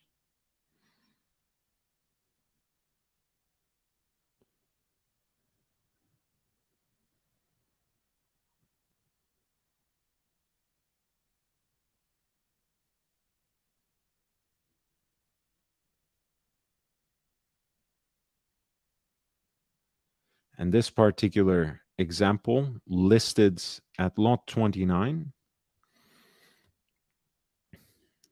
with its certificate of origin, setting pin, product literature, leather folio, fitted presentation box, and outer box. Hey, Maldives. I'll get back to you right away. Hey, JB. How are you doing, man? Can you hear me? Perfectly, actually. Yeah. Nice to be with you. Hey, welcome back. It's been a while So, to if have I you. understand these allegations, Yes. Phillips would have sold the same bezel twice, Allegedly. Yes. allegedly. And then in the upcoming auction you have here, number 18, they have a Mhm. broad arrow. Yes. Which in It, itself is not like, excessively rare, right? right. After all, it was produced in a few series at the early existence of the Speedmaster, long before we knew it as the Moonwatch, which happened, of course, in the late 60s. Um, but yes, you said in the in the chat, you said so brave of them, and you're right. Um, So if you pull that up, what kind yeah, of of course. what sort of accessories do they have that authenticates this? Because I find it curious that Mm, Omega was looking for this reference right at the right time. I think really maybe this is just an off theory. Perhaps they've realized that this was not when this went out of control and the greed of just another one's the basically two billionaires perhaps that are bidding against each other. They realized this is going to make headlines and it basically broke records. mhm. That they realized I need to get a hold of this watch and the phone call was made probably downstream saying get your hands on this watch immediately. I have no proof of this, okay, and this is not Mm. put together. But I think in the damage control part, okay, number two right here, 6 to 12,000. We see Chrono 24. Do you see any of them listed below? I don't know, 18 in that same No. condition. This is clickbait on number two. Yeah, look, I'll say this just to begin, but we have more time to talk, so I will quickly show a picture that I Love Maldives sent me, so we can enjoy Sure. an incredible four-piece Patek collection um, that he presented as four watches for any eventuality. It's really incredible. Um, and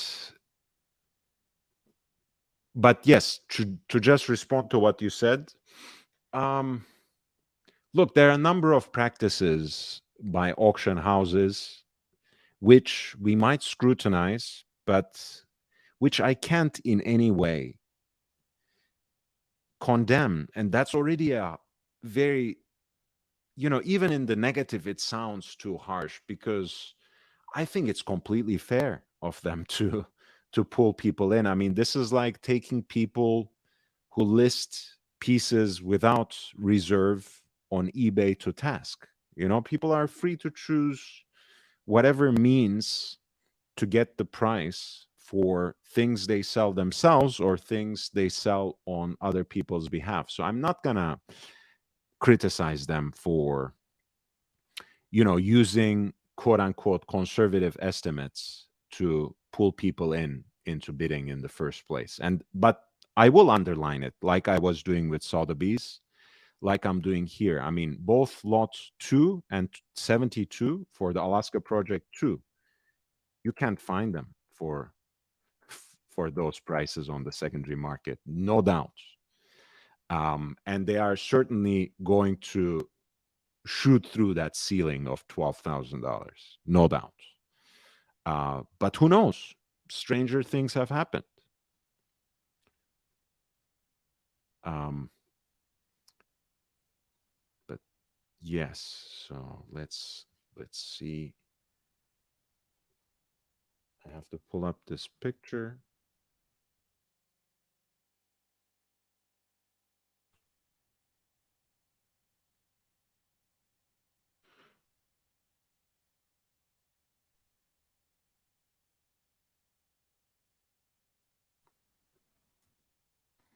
So, what were you saying, JB? Are you still there?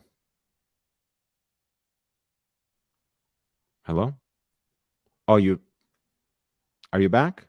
I'm back. I'm back. Sorry. Okay. It kicked me out for some reason. I No, don't I know. think I mean these are purposely hot models that are extremely low estimates. Of course. One of my takes though on this whole scandal though is, and one of the parts that I resent is the feeling that there is no victim. Okay, and I resent that from the watch community, where or from either of the sides that have claimed being victim is that, oh, there's no victim. If the buyer doesn't really care, then what's the problem, right?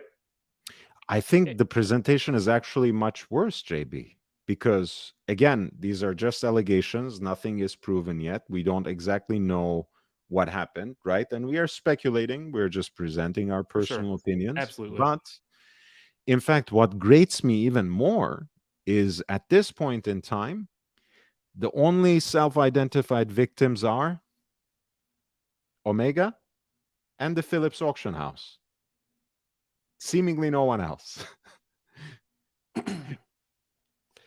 would this not be the equivalent, though, if you think about it, of eBay basically saying, we're not going to tell you who the seller is? And because one of the problems I have with this is they're not going to give you the paper trail. They're basically taking upon themselves, either as authenticators or as presenters and marketers of this, um, piece of value, where I don't think they can just wipe their hands clean, because even the watch that you picked up, did you take the case back off? Would they let you take the case back off to see these exact differences that are between what they're showing in the pictures?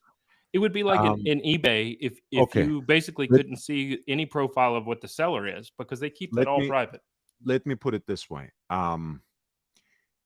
The two people that I saw in the Los Angeles preview, it was the first time I interacted with them in person. But let's say, well, after I did this coverage, I don't know. But Alexander Kotpi, for example, I Mhm. know him. I like him. I think he likes me.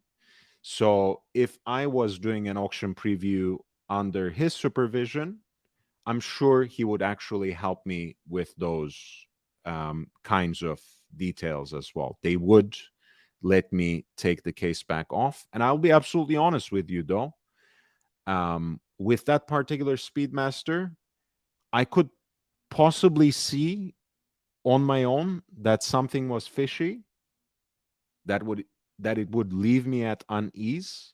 But even with the case back propped off and everything, I would not be able to identify all the problems with it in the same way that Periscope laid them out, for example, right? We all have our particular focuses and our areas of expertise. Right. And, early speed masters are not my expertise by any long shot. But let's take a quick hiatus on this and take a look at this Sure. beautiful four-piece Patek Philippe collection, flanked by a 3712, the Nautilus moon phase, which had a very limited run of production between the 2005 and 2006, when it was replaced by the 5712 in stainless steel on the integrated bracelet. Stunning, stunning watch.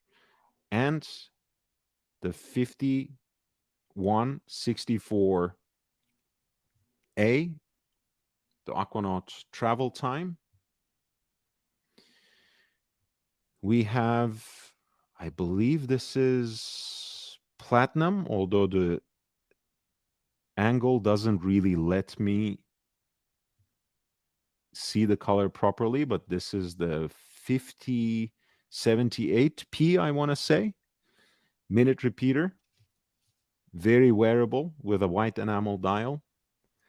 Um, I think, the case is smaller than 40 millimeters, actually. Beautiful piece. And then we have a 3970.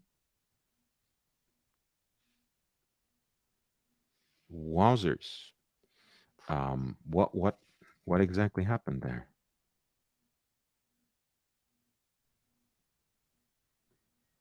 Whoa. Okay. JB, we are stopping the talk because this is a very, very generous um, donation.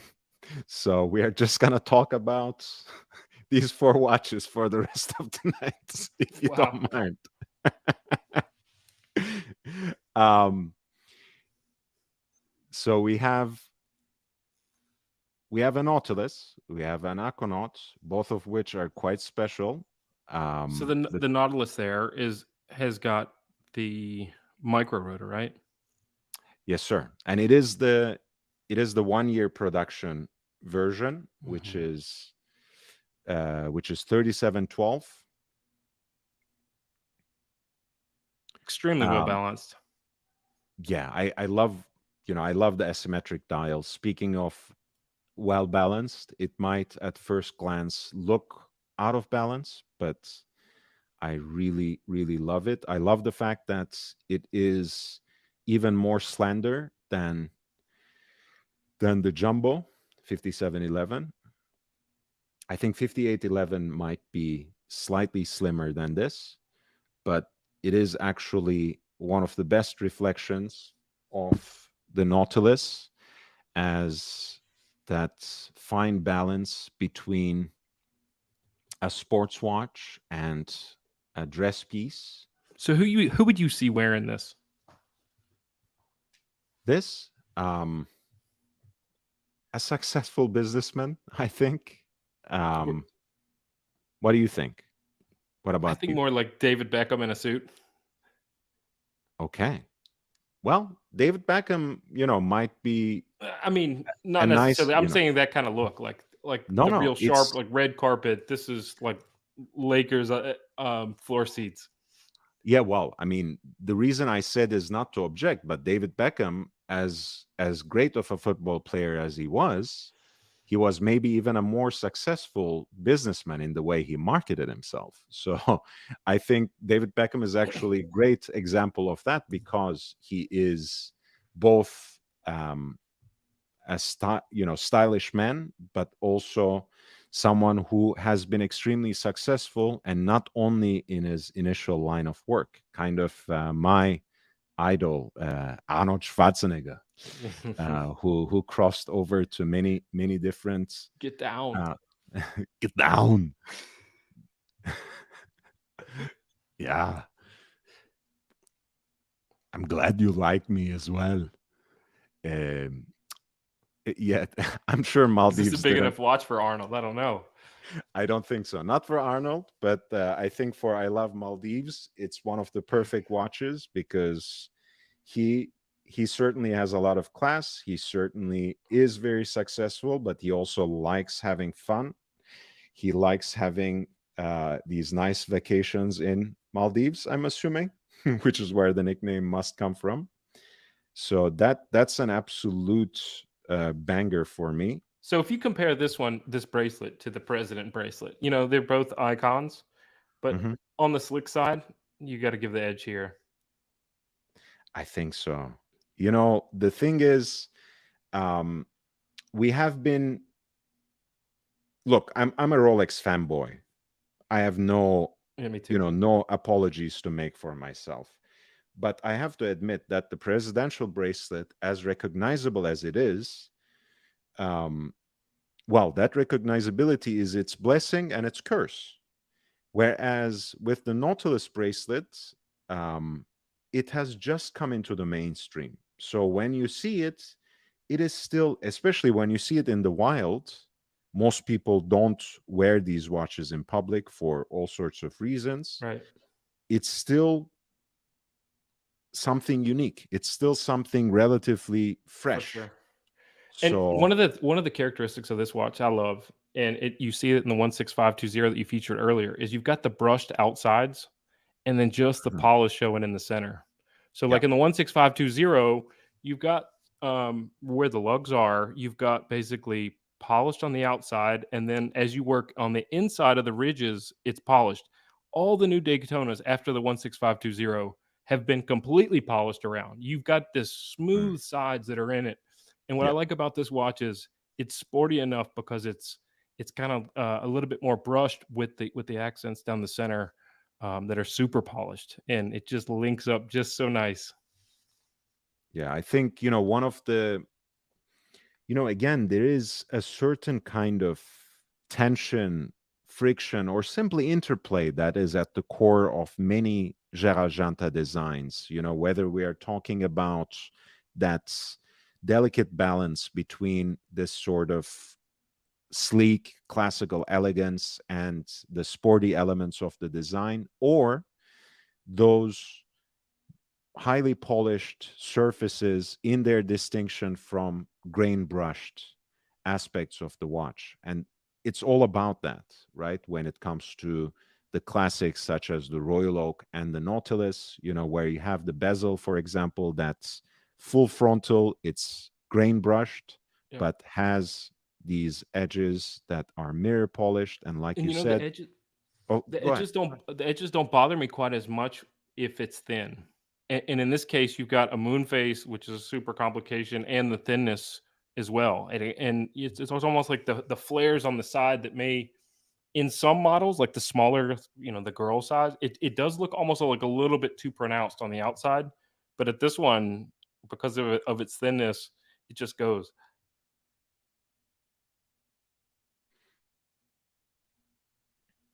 Oh, by the way, I think I was slightly mistaken. I think 5712 is about a smidgen thicker than the Is 5711. it? So I do apologize.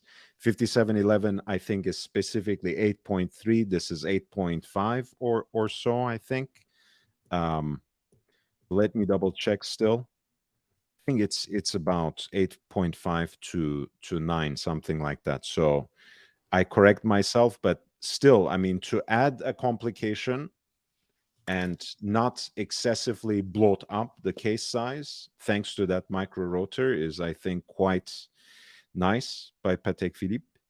Um, and 3711 again, I hate being like that, but it is more rare than 5712. It is more exclusive. It's something slightly different to nerd about, which is what I absolutely adore. And you know how my mind works, so I like small details like that. The shapes of the center links are a little different. There are a few um, small details on the dial as well, which you can help distinguish. But let's take a look also at the other sports watch here, we have said that this is a very nice balance between something sporty and something chic.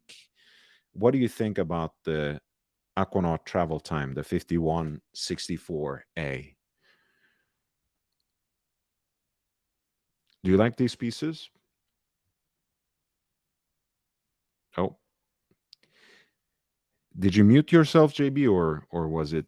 My apologies. Well, no, no worries.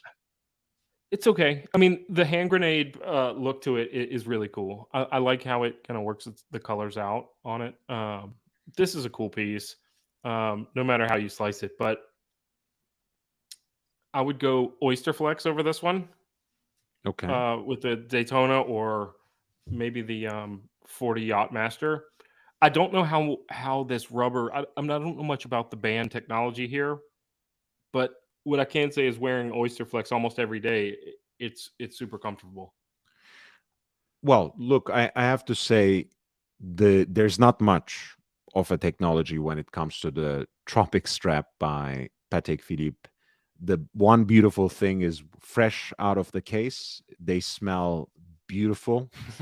It's like a vanilla flavor, the way they treat those rubber straps. So there's that. The one thing I will say is We're they talking wear, rubber.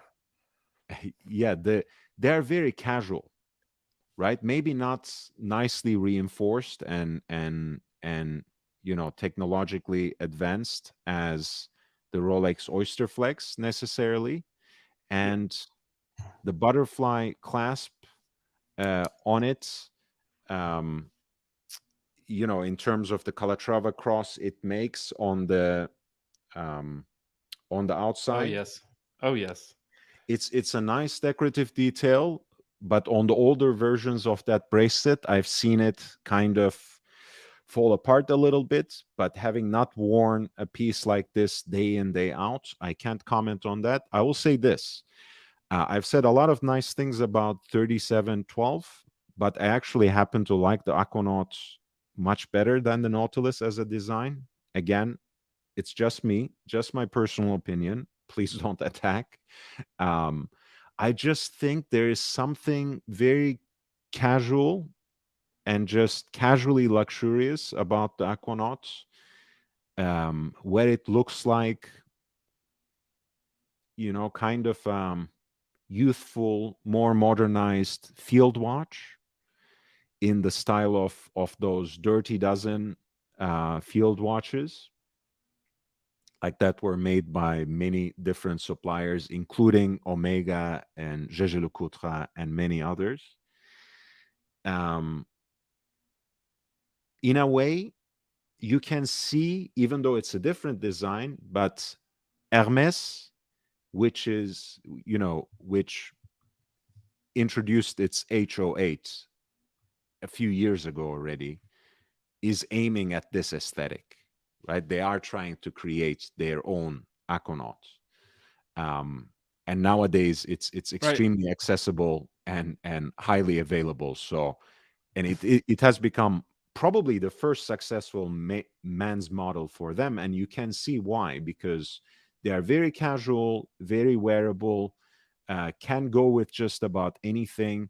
They have just started introducing complications, which is going to be the monopusher chronograph. In this case, I can't see a better complement to the travel time complication for the Aquanaut, not only because it is, in a way, kind of the time off vacation Yes. style for me. It's not too But loud, right? And even yeah, if you got the green one, it's more playful almost, right? It's I feel like you can get away with the green one as well. And perhaps even the grenade is more pronounced in the green with the green strap. yes, although the green straps, as you know, have been discontinued by Patek, so they sell for thousands of dollars in the secondary on the secondary market nowadays. Not, I love Maldives can certainly acquire them, and I think it's a cool look, even when the dial doesn't match it. What I'm going to say is, you know, travel time is a great complication for it, not only because it fits the style, but also because it also complements the design too, because how the pushers balance out the crown guards. Yes. You know, again, I don't mean to be OCD about it, but there's something beautiful about that, right? You know, where you have this kind of mirrored effect on both sides, except these actually help you move the reference time hand, right? So it's You know, when I I look think down at it's this watch, perfect. it's bright. You know, and I like seeing watches where it kind of makes you smile. And so it's the dial on this one is the one that does the talking. And so when Yeah. you see, you know, just that balance that you said, this is a cool one. You know, the other thing that I really like about the Aquanaut as a designer, and which is what Nick Butter is underlining here, $7. Thank you so much, my friend.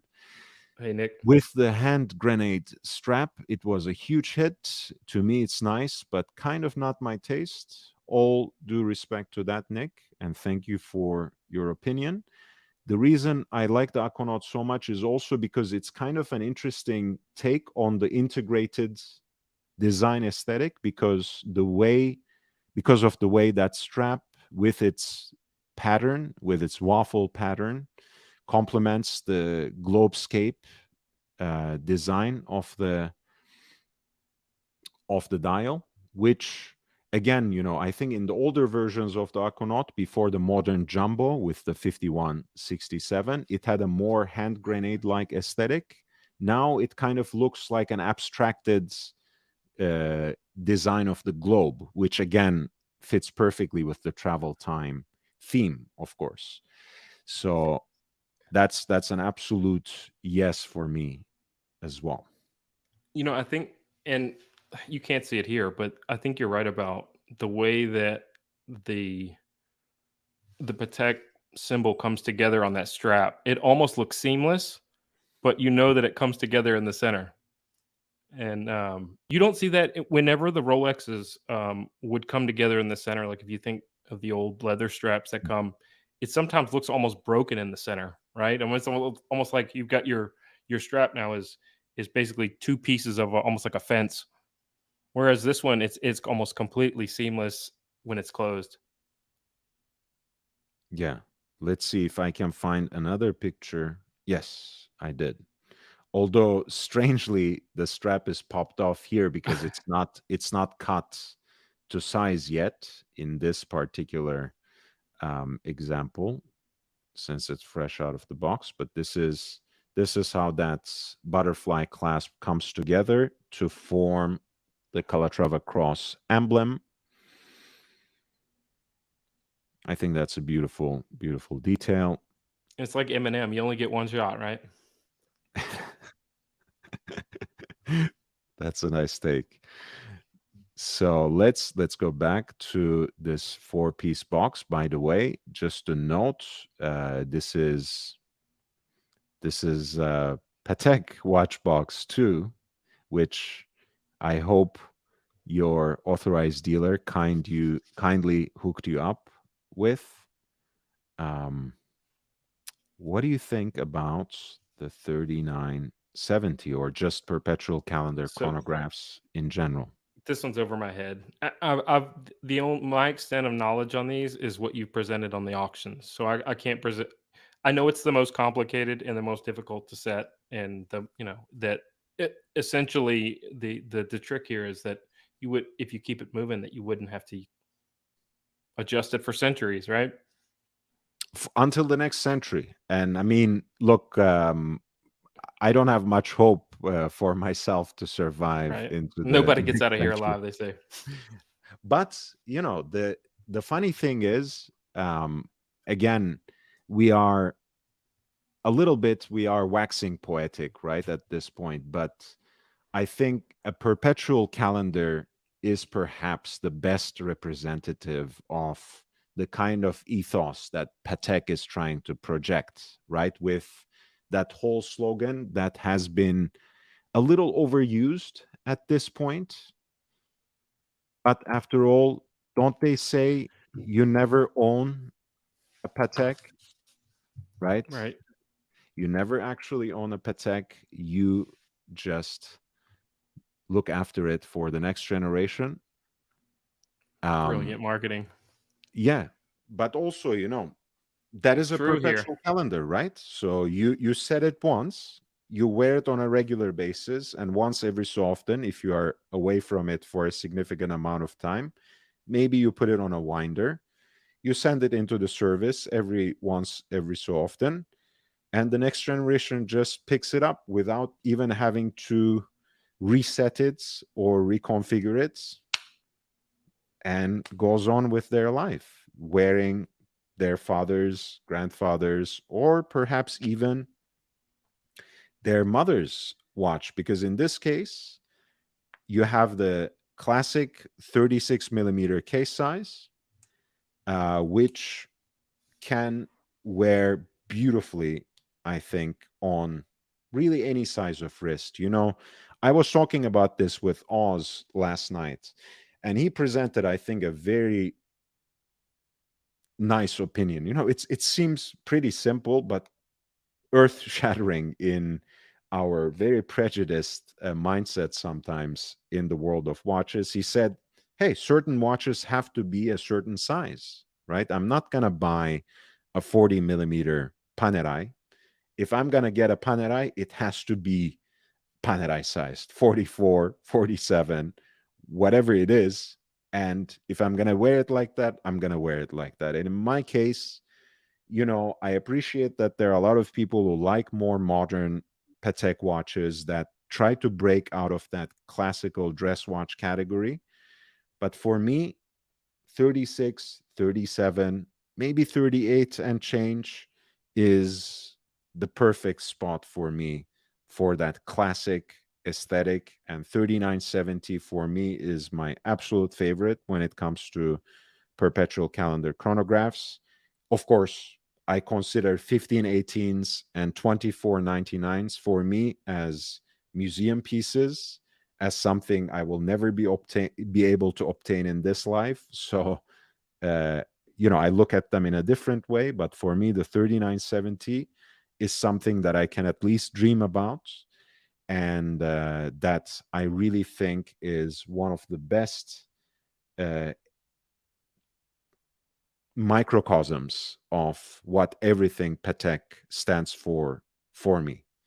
The lasting value, the miniaturization of complications that make them wearable on the wrist on a daily basis. After all, this is what I Love Maldives said, my four-piece collection that I can use for any eventuality, that I can dress up for any particular occasion or dress them down for any particular occasion. I really, really appreciate it. Um, So this is and the one I think you wear to your daughter's wedding, perhaps. And if you look yes, at the material here, this is stainless, or because I know they had a rose gold that you featured once. I wish the stainless steel one. I mean, again, I know I Love Maldives is a very successful person. But if a stainless steel one exists, it's probably to the tune You of know, millions of dollars. okay, It must be this very rare. This is platinum. probably platinum. I think this Yeah, is the 3970 EP. okay. Um, it Let me see. Because you see how sitting next to two obvious, I mean, a stainless to its left, it's got a different kick to it. But it could be just polished. Yeah, it's not going to be stainless because they didn't even publish anything on stainless for those, right? No, I don't. Look, I mean, there are always exceptions because Patek always did certain things, especially a few decades ago for some of their select customers. This might be EG as well. Honestly, I don't get enough detail to. He may have been muted. Did you mute yourself? No, I did not. I Uh, must. Yeah, I must have check the mic disconnected. input, maybe. Is it good now? Can you hear me? Down the hallway, but I can hear you. Okay. Um, let I, me. I think it's I think it's just the mic is just picking up from your computer instead of your How about this? Is perfect. it That's better? better. Yes. Um, yeah, I think I'm guessing this is the EP.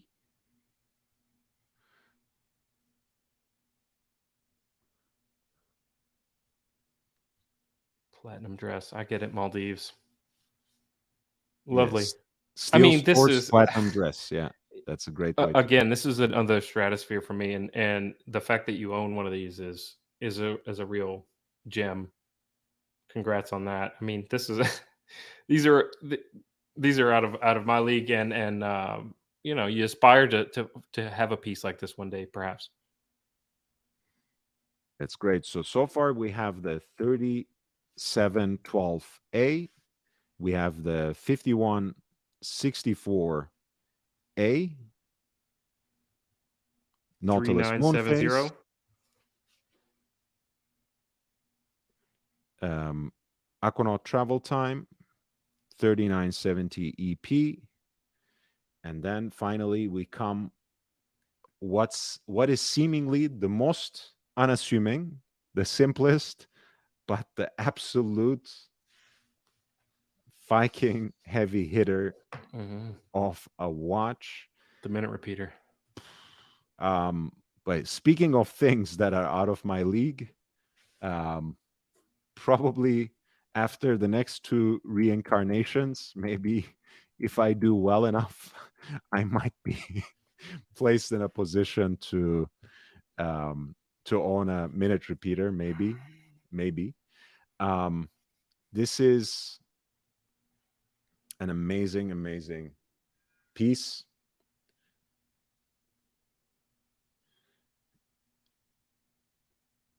We are talking about, as I Love Maldives made the distinction there. We're talking about two stainless steel sports pieces flanking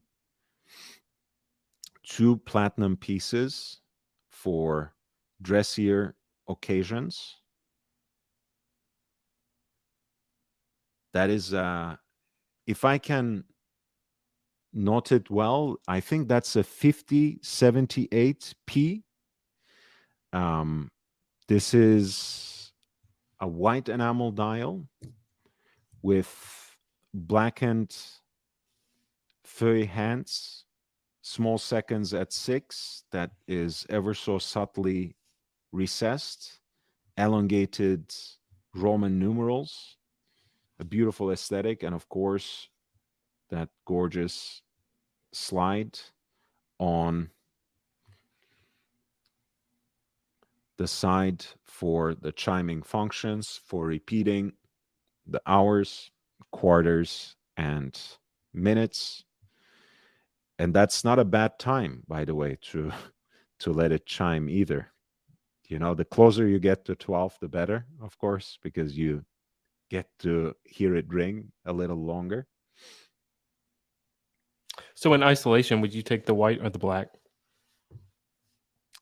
Um, you mean if there were a black enamel dial? I think yeah, I thought they had this one in black as well. Let me see. I'm not sure if I saw this necessarily with a black enamel dial. Certainly, Patek um, has black enamel dial minute repeaters, but I think it's they're even more rare because in honestly, I don't know. I don't know. I think I like the purity of white. The black being more rare can be attractive for that reason, but honestly, I've never seen one in person. So for me, it's even more Me neither. unusual to consider. But I think they must exist, but probably much more rare than the 5078P with the white enamel dial. Um,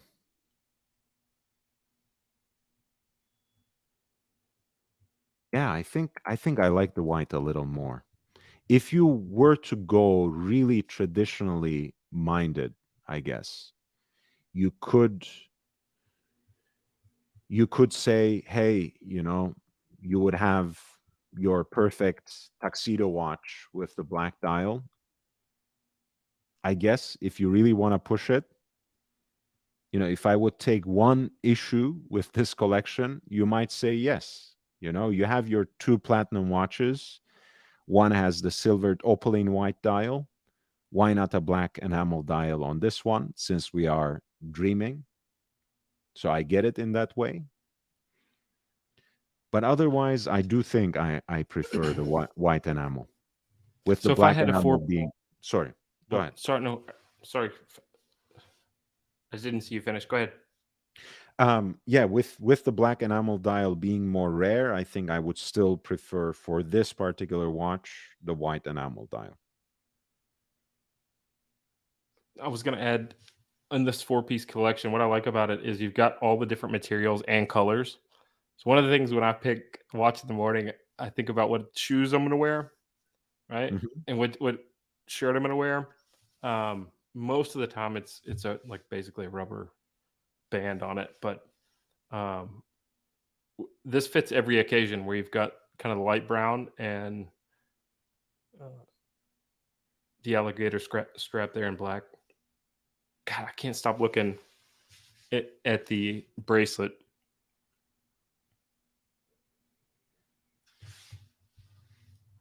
Mhm.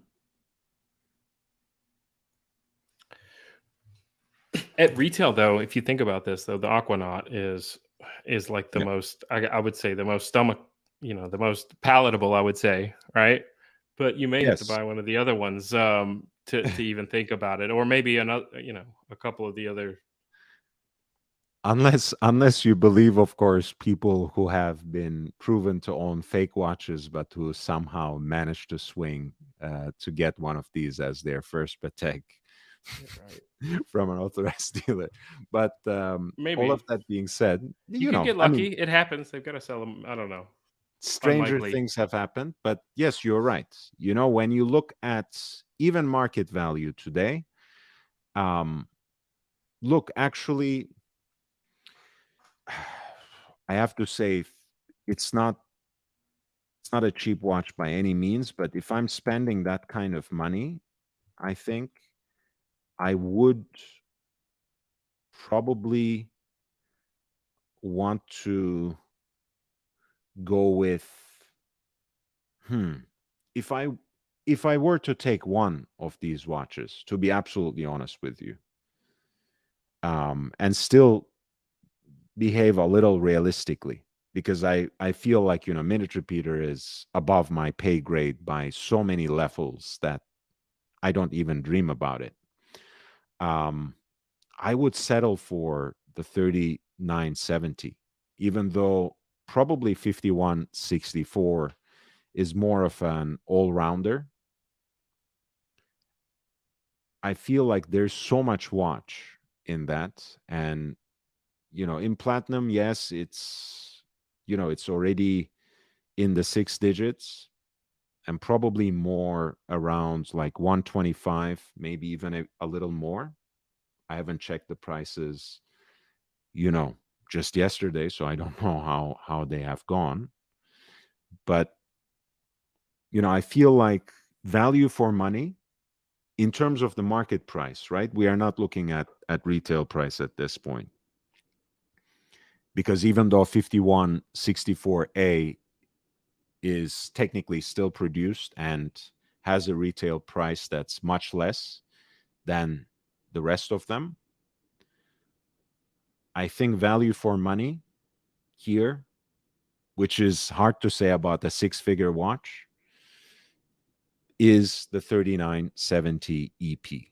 That would be my one pick, because it's just so much more watch than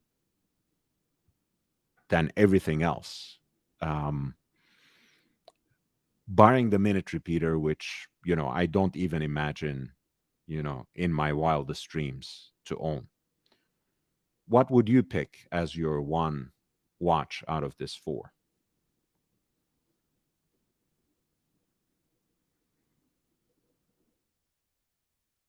Bigger time when you're back. So we are looking at 5712, without a doubt.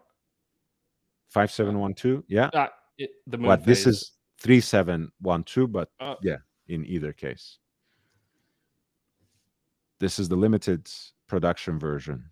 0506, the one that preceded the that's right. 5712.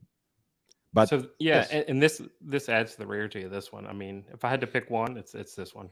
I can't get over the bracelet of this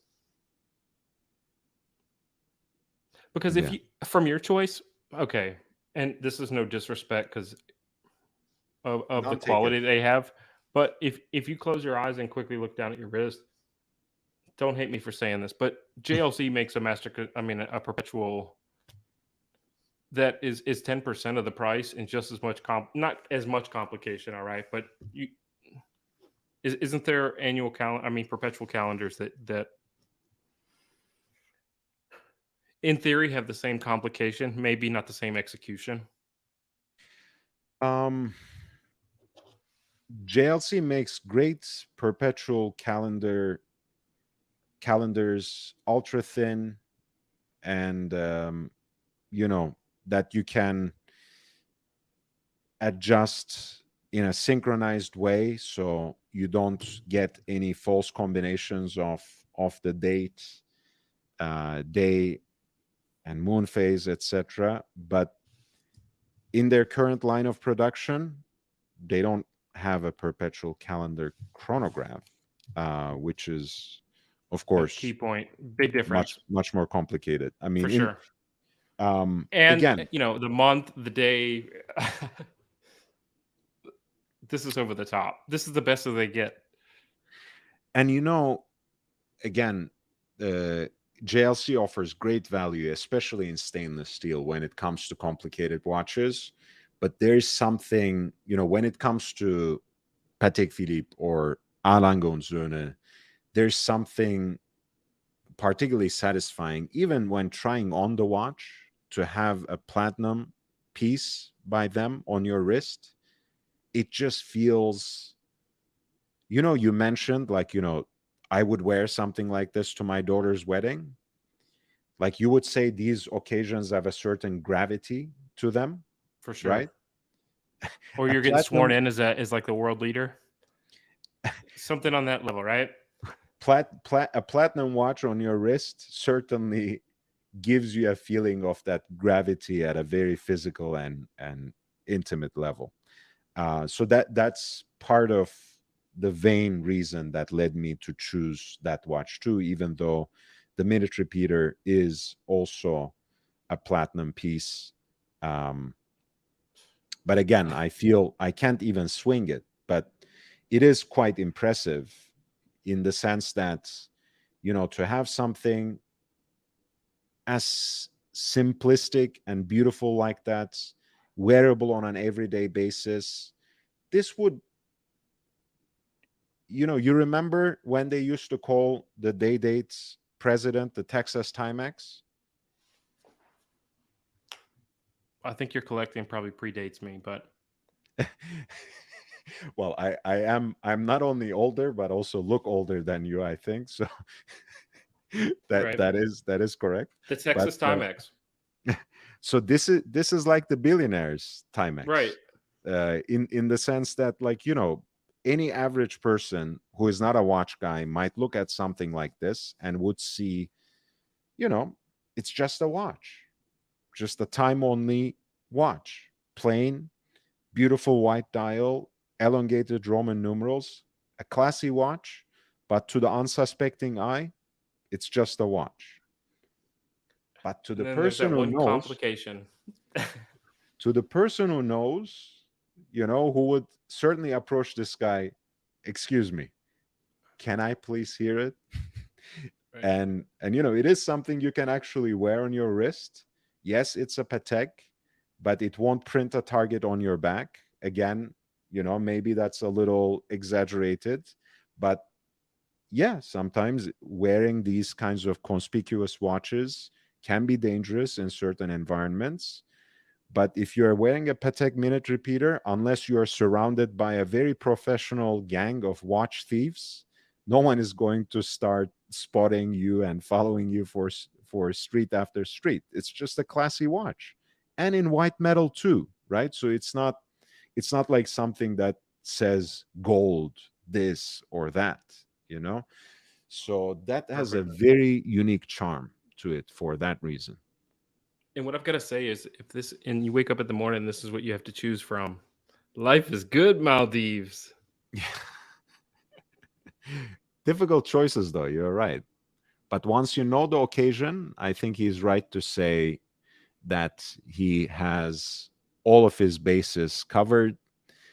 If we go by the old adage of, like, well, you have your time only watch, that simple, beautiful dress watch that you can wear to the office, like you said, hey, you might be just invited to the, you know, swearing ceremony of a president or of a leader. You don't have to be one yourself, but I can certainly see the 5078P for that occasion as well.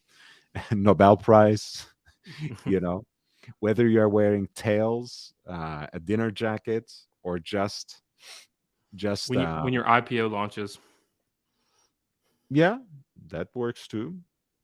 It's it's such visually, it's such an unassuming watch, but horologically so rare and precious. I think that has a very special place in that collection. You have your chronograph perpetual calendar, which again, you have the classic sportiness of the chronograph as a complication, but a perpetual calendar perhaps is one of the best expressions of the Patek ethos, that you are preserving it, you are safekeeping it, you are watching over it for the next generation until the next century. And at 36 millimeters, it's also a masterful execution of miniaturization, which to me is one of the most valuable things about high horology, that you can squeeze in something so complicated in as small of a case as possible. now on this one, the moon here is fairly simple, right? You see some moons that are almost like picture perfect on the moon face here. This one is what, photo real. I mean, the picture can't really see here, but No, it's how, just metal. It's just metal okay, in this all right. case. Yeah. Rhodium plated. Yeah.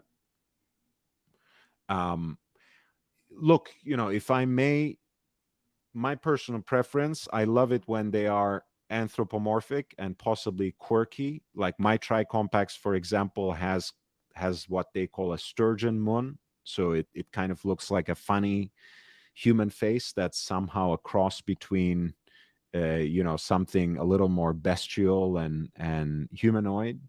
So I love that. But there are so many different traditions. There is this, like, which just reflects and matches at least the tones of the case metal. There are those that are executed, maybe like you said, in a photographic realism. Sometimes they use meteorite for that, with like an aventurine background for the night sky, which kind of has that natural look, with like a dark blue background with sparkles of stardust, so that looks amazing too. But my personal preference is for the anthropomorphic take. But in this case, I think it works. I think it would have been a little bit too contrived for this one to have a human face. But Right. that's just my And opinion. what's nice too is you've got the power reserve at the top. Yeah. Um, that you don't see that on any of the other four. Um, Yes. and also you've got kind of an unbalanced loom plot there, right? If you turn the light off, you've got only you know you could still make out where it is, but it's the negative space is almost taking up some space as well, right? And so if the hand was there, you'd know exactly where it was based on everything else. I know you hate that, but you are No, being so it kind. works. You see this ratio too in some of the Jorn pieces, right? Like if you flip this the other way, where it's Yeah. just balanced just right to where you can get away with it being off. So you know what? Actually, you are noticing one thing there that kind of separates this, and from this picture quality, that's one of the things that you can see immediately. This abbreviated um, index there at 7 o'clock is just a dot in 5712, for example. This is one of the distinctive things about the 3712 from the dial perspective. You get a little more Um, material. you get, off the top of my mind, if I'm not mistaken, you also get the three dots for the red part of the power reserve when it starts getting depleted. You have three dots, whereas in the 5712 you have four dots, if I'm not mistaken. There's of course the case construction, which separates the two. Um, And and in Go ahead. as it goes between, polish and non-polish, as it steps up from the lugs, as it Hmm. approaches the dial. I mean, it's a cool look where it's, it rounds off some of those octagonal features. I mean, it's got the mirror kind of polished there. You could see Hmm. the reflection of who's taking the picture there at the bottom left. Yeah, and so the case construction wise, 3712 is more 3712 is more. Yeah, maybe you out here. So you got the Yeah. 7 here. What were you saying versus the 5712? No, 3712 has the two-part case. So old school, where the porthole kind of comes down on the monoblock Oh, that's right. base, whereas the 5712 is I think like three major parts, and that's So this one actually comes together like a sandwich almost on the other side. and then again, you also have the shape of the center links, which are more rounded in the 3712, um, whereas they're a little more rectangular in the 5712.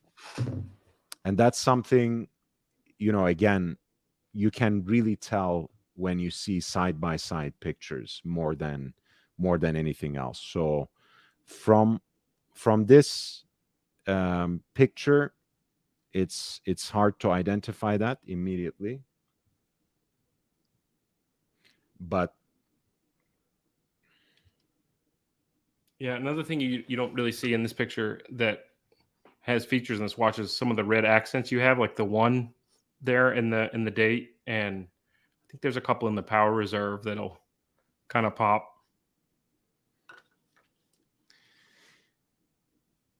and then the indices are just a little different from 5712 to, well, 3712 to 5712. I think, again, I like it a little better. I suppose partly it's shallowness because it's more rare simply, but hey, I guess I'm allowed to have that kind of moment once every so often. Let me see. I just found from my archive a picture of them side by side. Let me pull it up so you can see more immediately, I guess. The 3712 is on the left and 5712 on the right. So just a little different. Um, Nothing too major, they still present a similar aesthetic,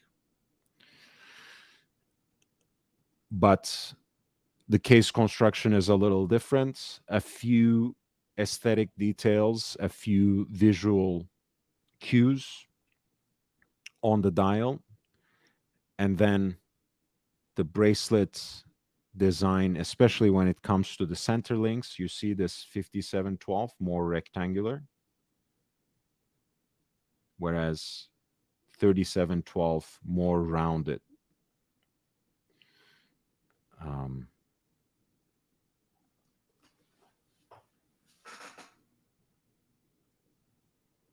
very cool. And Indeed.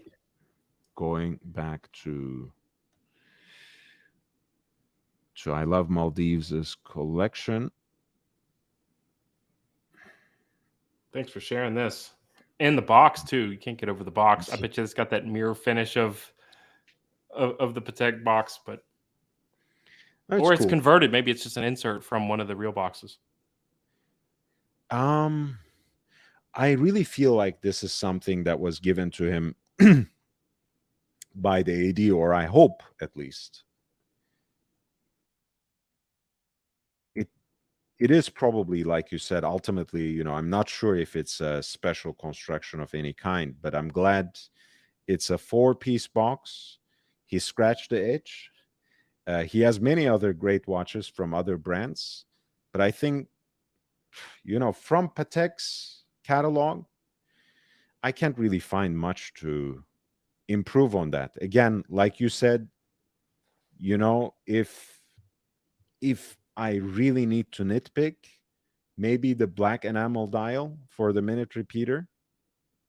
But I feel like, once again, maybe I'm just, I have that idea even because it's more rare, and who cares really, ultimately. Right. Um, So at this point, you've got four watches. What's the fifth watch you add to this four-piece collection to make it complete? you're vicious, man. You're forcing I mean, I'm sure he has a fifth Patek, I know what mine actually. is. But hmm, do you have anything in mind already? 5930G Hmm. in Why is blue. that? Because it's a world time. You don't have a world time complication. Nice. You know what Um, other itch it scratches? Because again, you do have a chronograph in combination with the perpetual calendar, but that's also a self-winding flyback chronograph, which is a sportier split, take. yeah, split second chronograph with the world time. No, no, flyback, not split Oh, second. flyback, excuse me.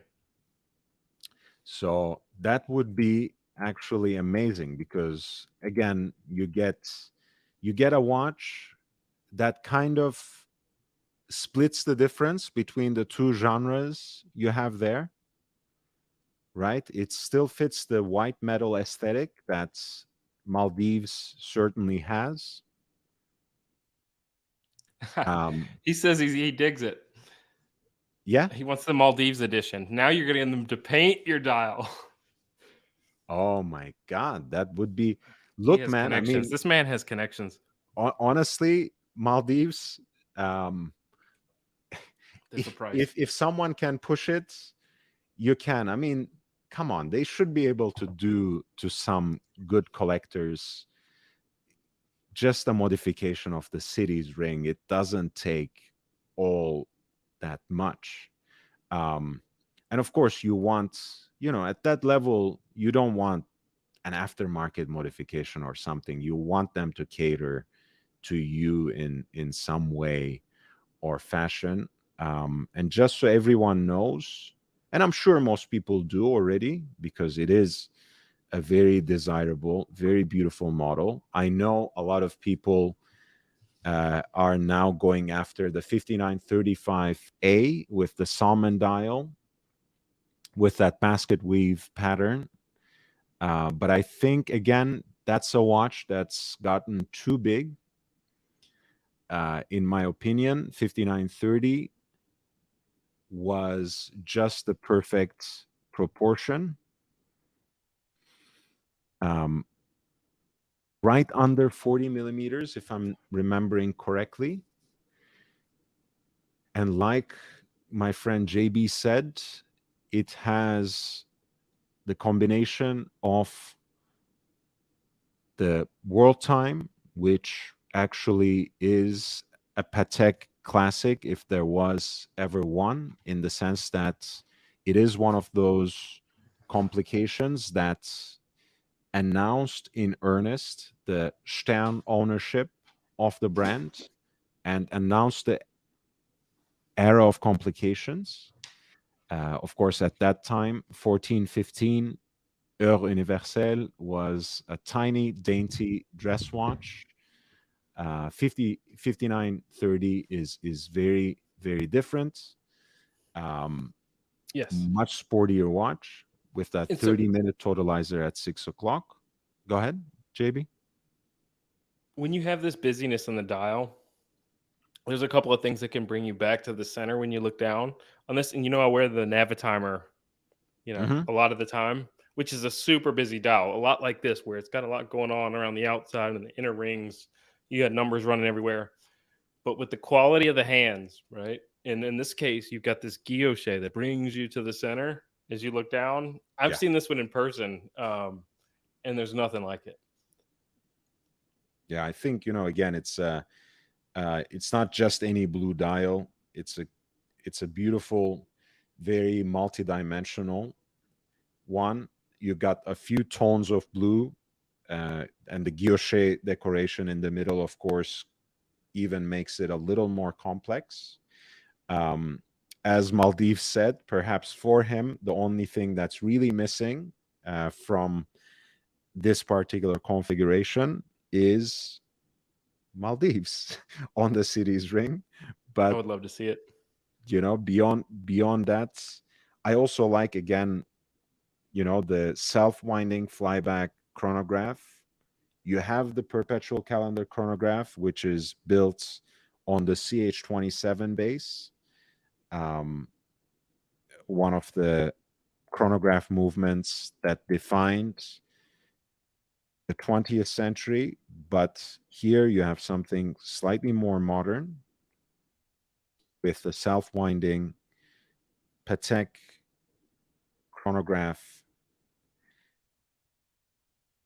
with the flyback functionality. Adds color as well. Yeah, with the CH28 base. Um, again, you have the blue of the Nautilus, of course, but this is a different kind. Again, it's not to say that the Nautilus one, with its gradients and asymmetric dial, also has a lot of depth and dimensionality to it, but this is a different shade of blue. Um, Maybe tips the balance a little more squarely to leather strap watches. But I think this is a very different leather strap watch compared to the minute repeater or perpetual calendar chronograph. Um, it's just as dressy in a way as they are in its own way, but it's also perhaps even similarly sporty to the 5164 you have there, um, the travel time Aquanauts. So, man, JB, you want to run my show sometimes? That was a good choice.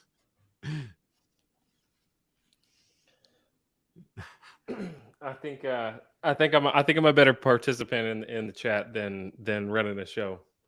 But But there was sometimes you get lucky. no, no. This was a great choice to complement what is already an amazing four-piece collection. So I really, really appreciate your contribution there, JB, overall as well, but especially with this fifth pick, because I was already to say, hey, they're perfect as they are, and they are. But like you said, and this is the Archie luxury still occupying our brains, right? He would always say, if you have a four-piece box, four in the box, one on the wrist, So right? you need white Six-piece box, gold. You gotta have white gold. six piece, you gotta have. And like you said, yeah, You have two stainless steel, two platinum. Let's split the difference. You have another white metal, but white gold. Um, Just lovely. and like you said, you have two sports pieces, two dress pieces, two stainless steel, two platinum. So you have to have something that is kind of splitting the difference between those two categories, something that's just as classy and dressy for the right occasion, but also a great travel watch with a kind of dynamic splash, not only thanks to the blue dial, but also to the flyback self winding chronograph. Again, that was a great choice. I'm not going to present another option We'll because go I with that. can't. Yeah, I can't I can't come up with an alternative to that. You have me beat. That's checkmate. So I'm not gonna force the issue. I'm a big fan. Thanks for having me on, and I'm out there supporting you. So I love Always, to watch talk, always. and thanks for spending your time. Bringing these things to light. What I can't fathom sometimes is that they had a cardio crash that was the flagship, item that they had with a big article around it. And here again, you've got big money where it's spent in the You auctions and space. JB, do you remember who wrote that expose? Who wrote that blog post for the Cartier crash as well? The Perez, yeah, Periscope, right? Yes. So I mean, we can't thank him enough, honestly, For to sure. draw attention to these allegations. Again, he's just presenting his perspective. He's an expert. He's very attentive. He goes in painstaking detail and provides photographic evidence. So you take whatever you want to take for it, but I think he provides a very important service for the collectors community. It's invaluable. Absolutely. And I feel like the watch community needs almost like resolution on this, right? And I feel like we've presented, oh, you've got these Frankenstein watches, and you've got this category and this category, and technically this wasn't actually, Oh, necessarily. It has value because it's pieced together, but there's a difference in puffery, right? Where and basically dishonesty, where you're changing serial numbers, where you're saying, the loom is clearly green and you're calling it in the in the copy, golden yellow of don't quote me on that, but basically you're puffing it up. And there's a big difference between dishonesty and puffery. And as much as we like a good story with a good watch, um, yeah. you know, the greed that is there, at 26% of $1 million. I'm sorry, but if you're going to offer it this way, we need a little more straightforwardness on it.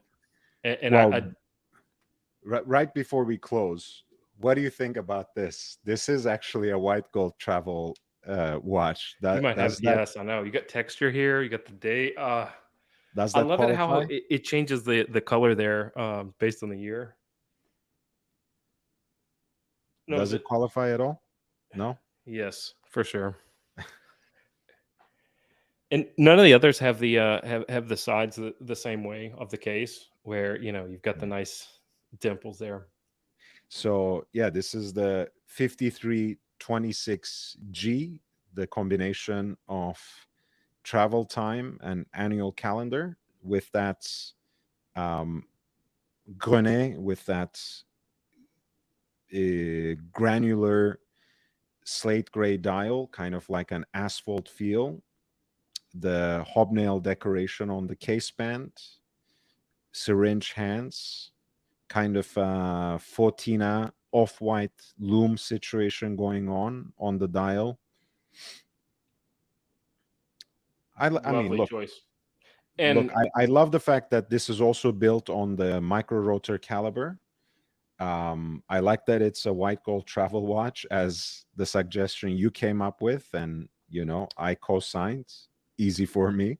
You know how much I already like that watch, and I would still insist on this, but I love the fact, again, this has the micro rotor caliber, still very sleek, even though it's wonderfully complicated, combining two very useful complications. I like you said, those porthole indicators for both the uh, times, local In a time and way, home yep. time.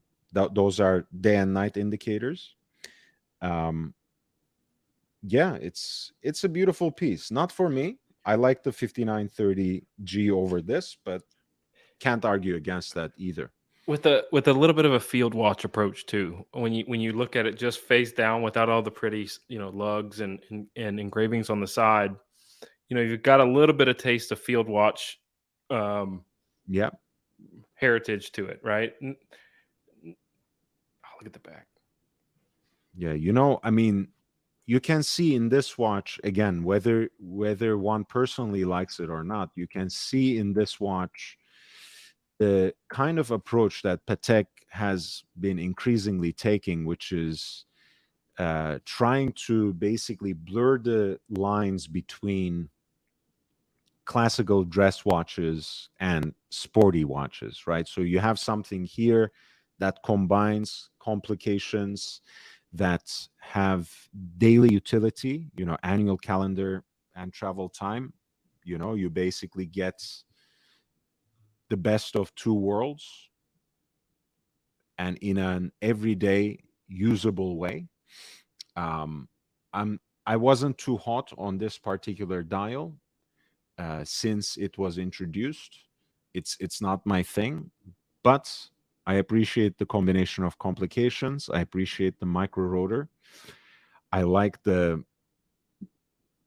again, I like the approach that Patek has, even though I don't necessarily like the execution here because it is trying to do something different rather than simply playing by, painting by numbers for a sports watch or painting by numbers for a dressy watch, which Patek can get right already with the formulas they have.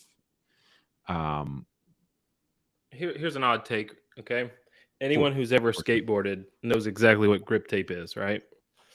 And it has a grip tape kind of like playfulness to it, where Mm, you've got this texture that when you're skateboarding, you're tied to the grip tape. I mean, it's your way to be able to get up and get down. mm. And I love that texture. It's almost asphalt maybe. Yeah, yeah. That's also what I said. Even though I was never one of the cool kids, JB. I know you were, but I never, I never had a skateboard. I could I still never skate. find my balance. Yeah, I know. I think you sent me actually a vid once when you were doing it with Junior, Yep. who looked impressed, which is hard to do as far as I know, being perfectly childless, but to impress your kids, that's an achievement. Keeps you young, I guess. You got to make sure your insurance premiums are paid before you embark on such risk. But I'll leave you with that. Thanks for having me on, and I enjoy your show. So thanks for bringing all Thank the you so effort you much, do to show and teach us the good stuff that's out there in the watch world. JB. Thank you. All right, I'm very grateful and very thankful for your support since the very early days. I really appreciate you. you got it. Thanks. Take care, everybody. JB, thank you again. Thank you for your support for this channel. Thank you for your generous participation, your opinions. I think, not only did you help me talking about this brilliant four-piece collection, you came up with the fifth on the wrist, which actually was very pleasing to I Love Maldives, who sent in his collection for review, and also was absolutely on point since he was wearing the 5326G, which happened to be a white gold travel time watch So even though it isn't 5930G, it is a similar idea in the sense that it is using such utilitarian complications in a unique combination and in a way that could make for an everyday wearable watch, which again is increasingly Patek's aspiration for every single watch they produce. They don't want to straitjacket them into these sorts of strict categories as dress watch, as sports watch. Um, and I appreciate the effort. Again, not everything that Patek releases in the contemporary era necessarily hits the right chord for me, but that's just my personal taste. Um, in this case, we had four beautiful pieces that I loved just talking about, imagining, and explaining. So, thank you so much, Maldives. Thank you for giving me the opportunity to look through your collection, peer into your watch box. I appreciate you and thank you for your contribution as well. I also want to thank JB for his contribution, as well as the super chats by recognize the super chats by 10 my friend Dis, JB, and Nick Butter as well. Thank you all so much. Thank you for your interventions, your questions, your interjections, all your contributions in the chat. Please hit the like button on the way out. I'll be back with you tomorrow with another live stream. On Tuesday, for me, on Speedy Tuesday, I'll have a very special guest in the fourth installment for me in the story about the Speedmaster that never was, the record breaking Speedmaster that in this unfolding story is being discovered allegedly as a forgery, which ended up by being bought by none other than Omega itself.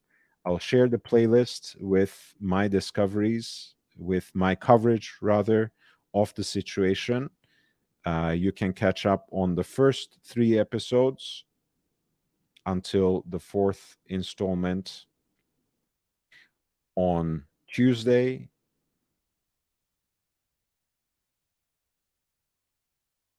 My coverage on the Speedmaster that never was. And I'll be back with you tomorrow before that. Until then, stay safe, stay healthy, wear your watches and enjoy them. I look forward to seeing you again. Please hit the like button on the way out. It really does help. And if you have just chanced upon this live stream, please subscribe and hit the notification bell because I'm here with watch content every day. Feel free to share far and wide the story of the Speedmaster, among other things from the channel. I'm sure you'll find a lot of interesting content so you can help us build the kind of community here that comes together around passion and knowledge of wristwatches. Let's go.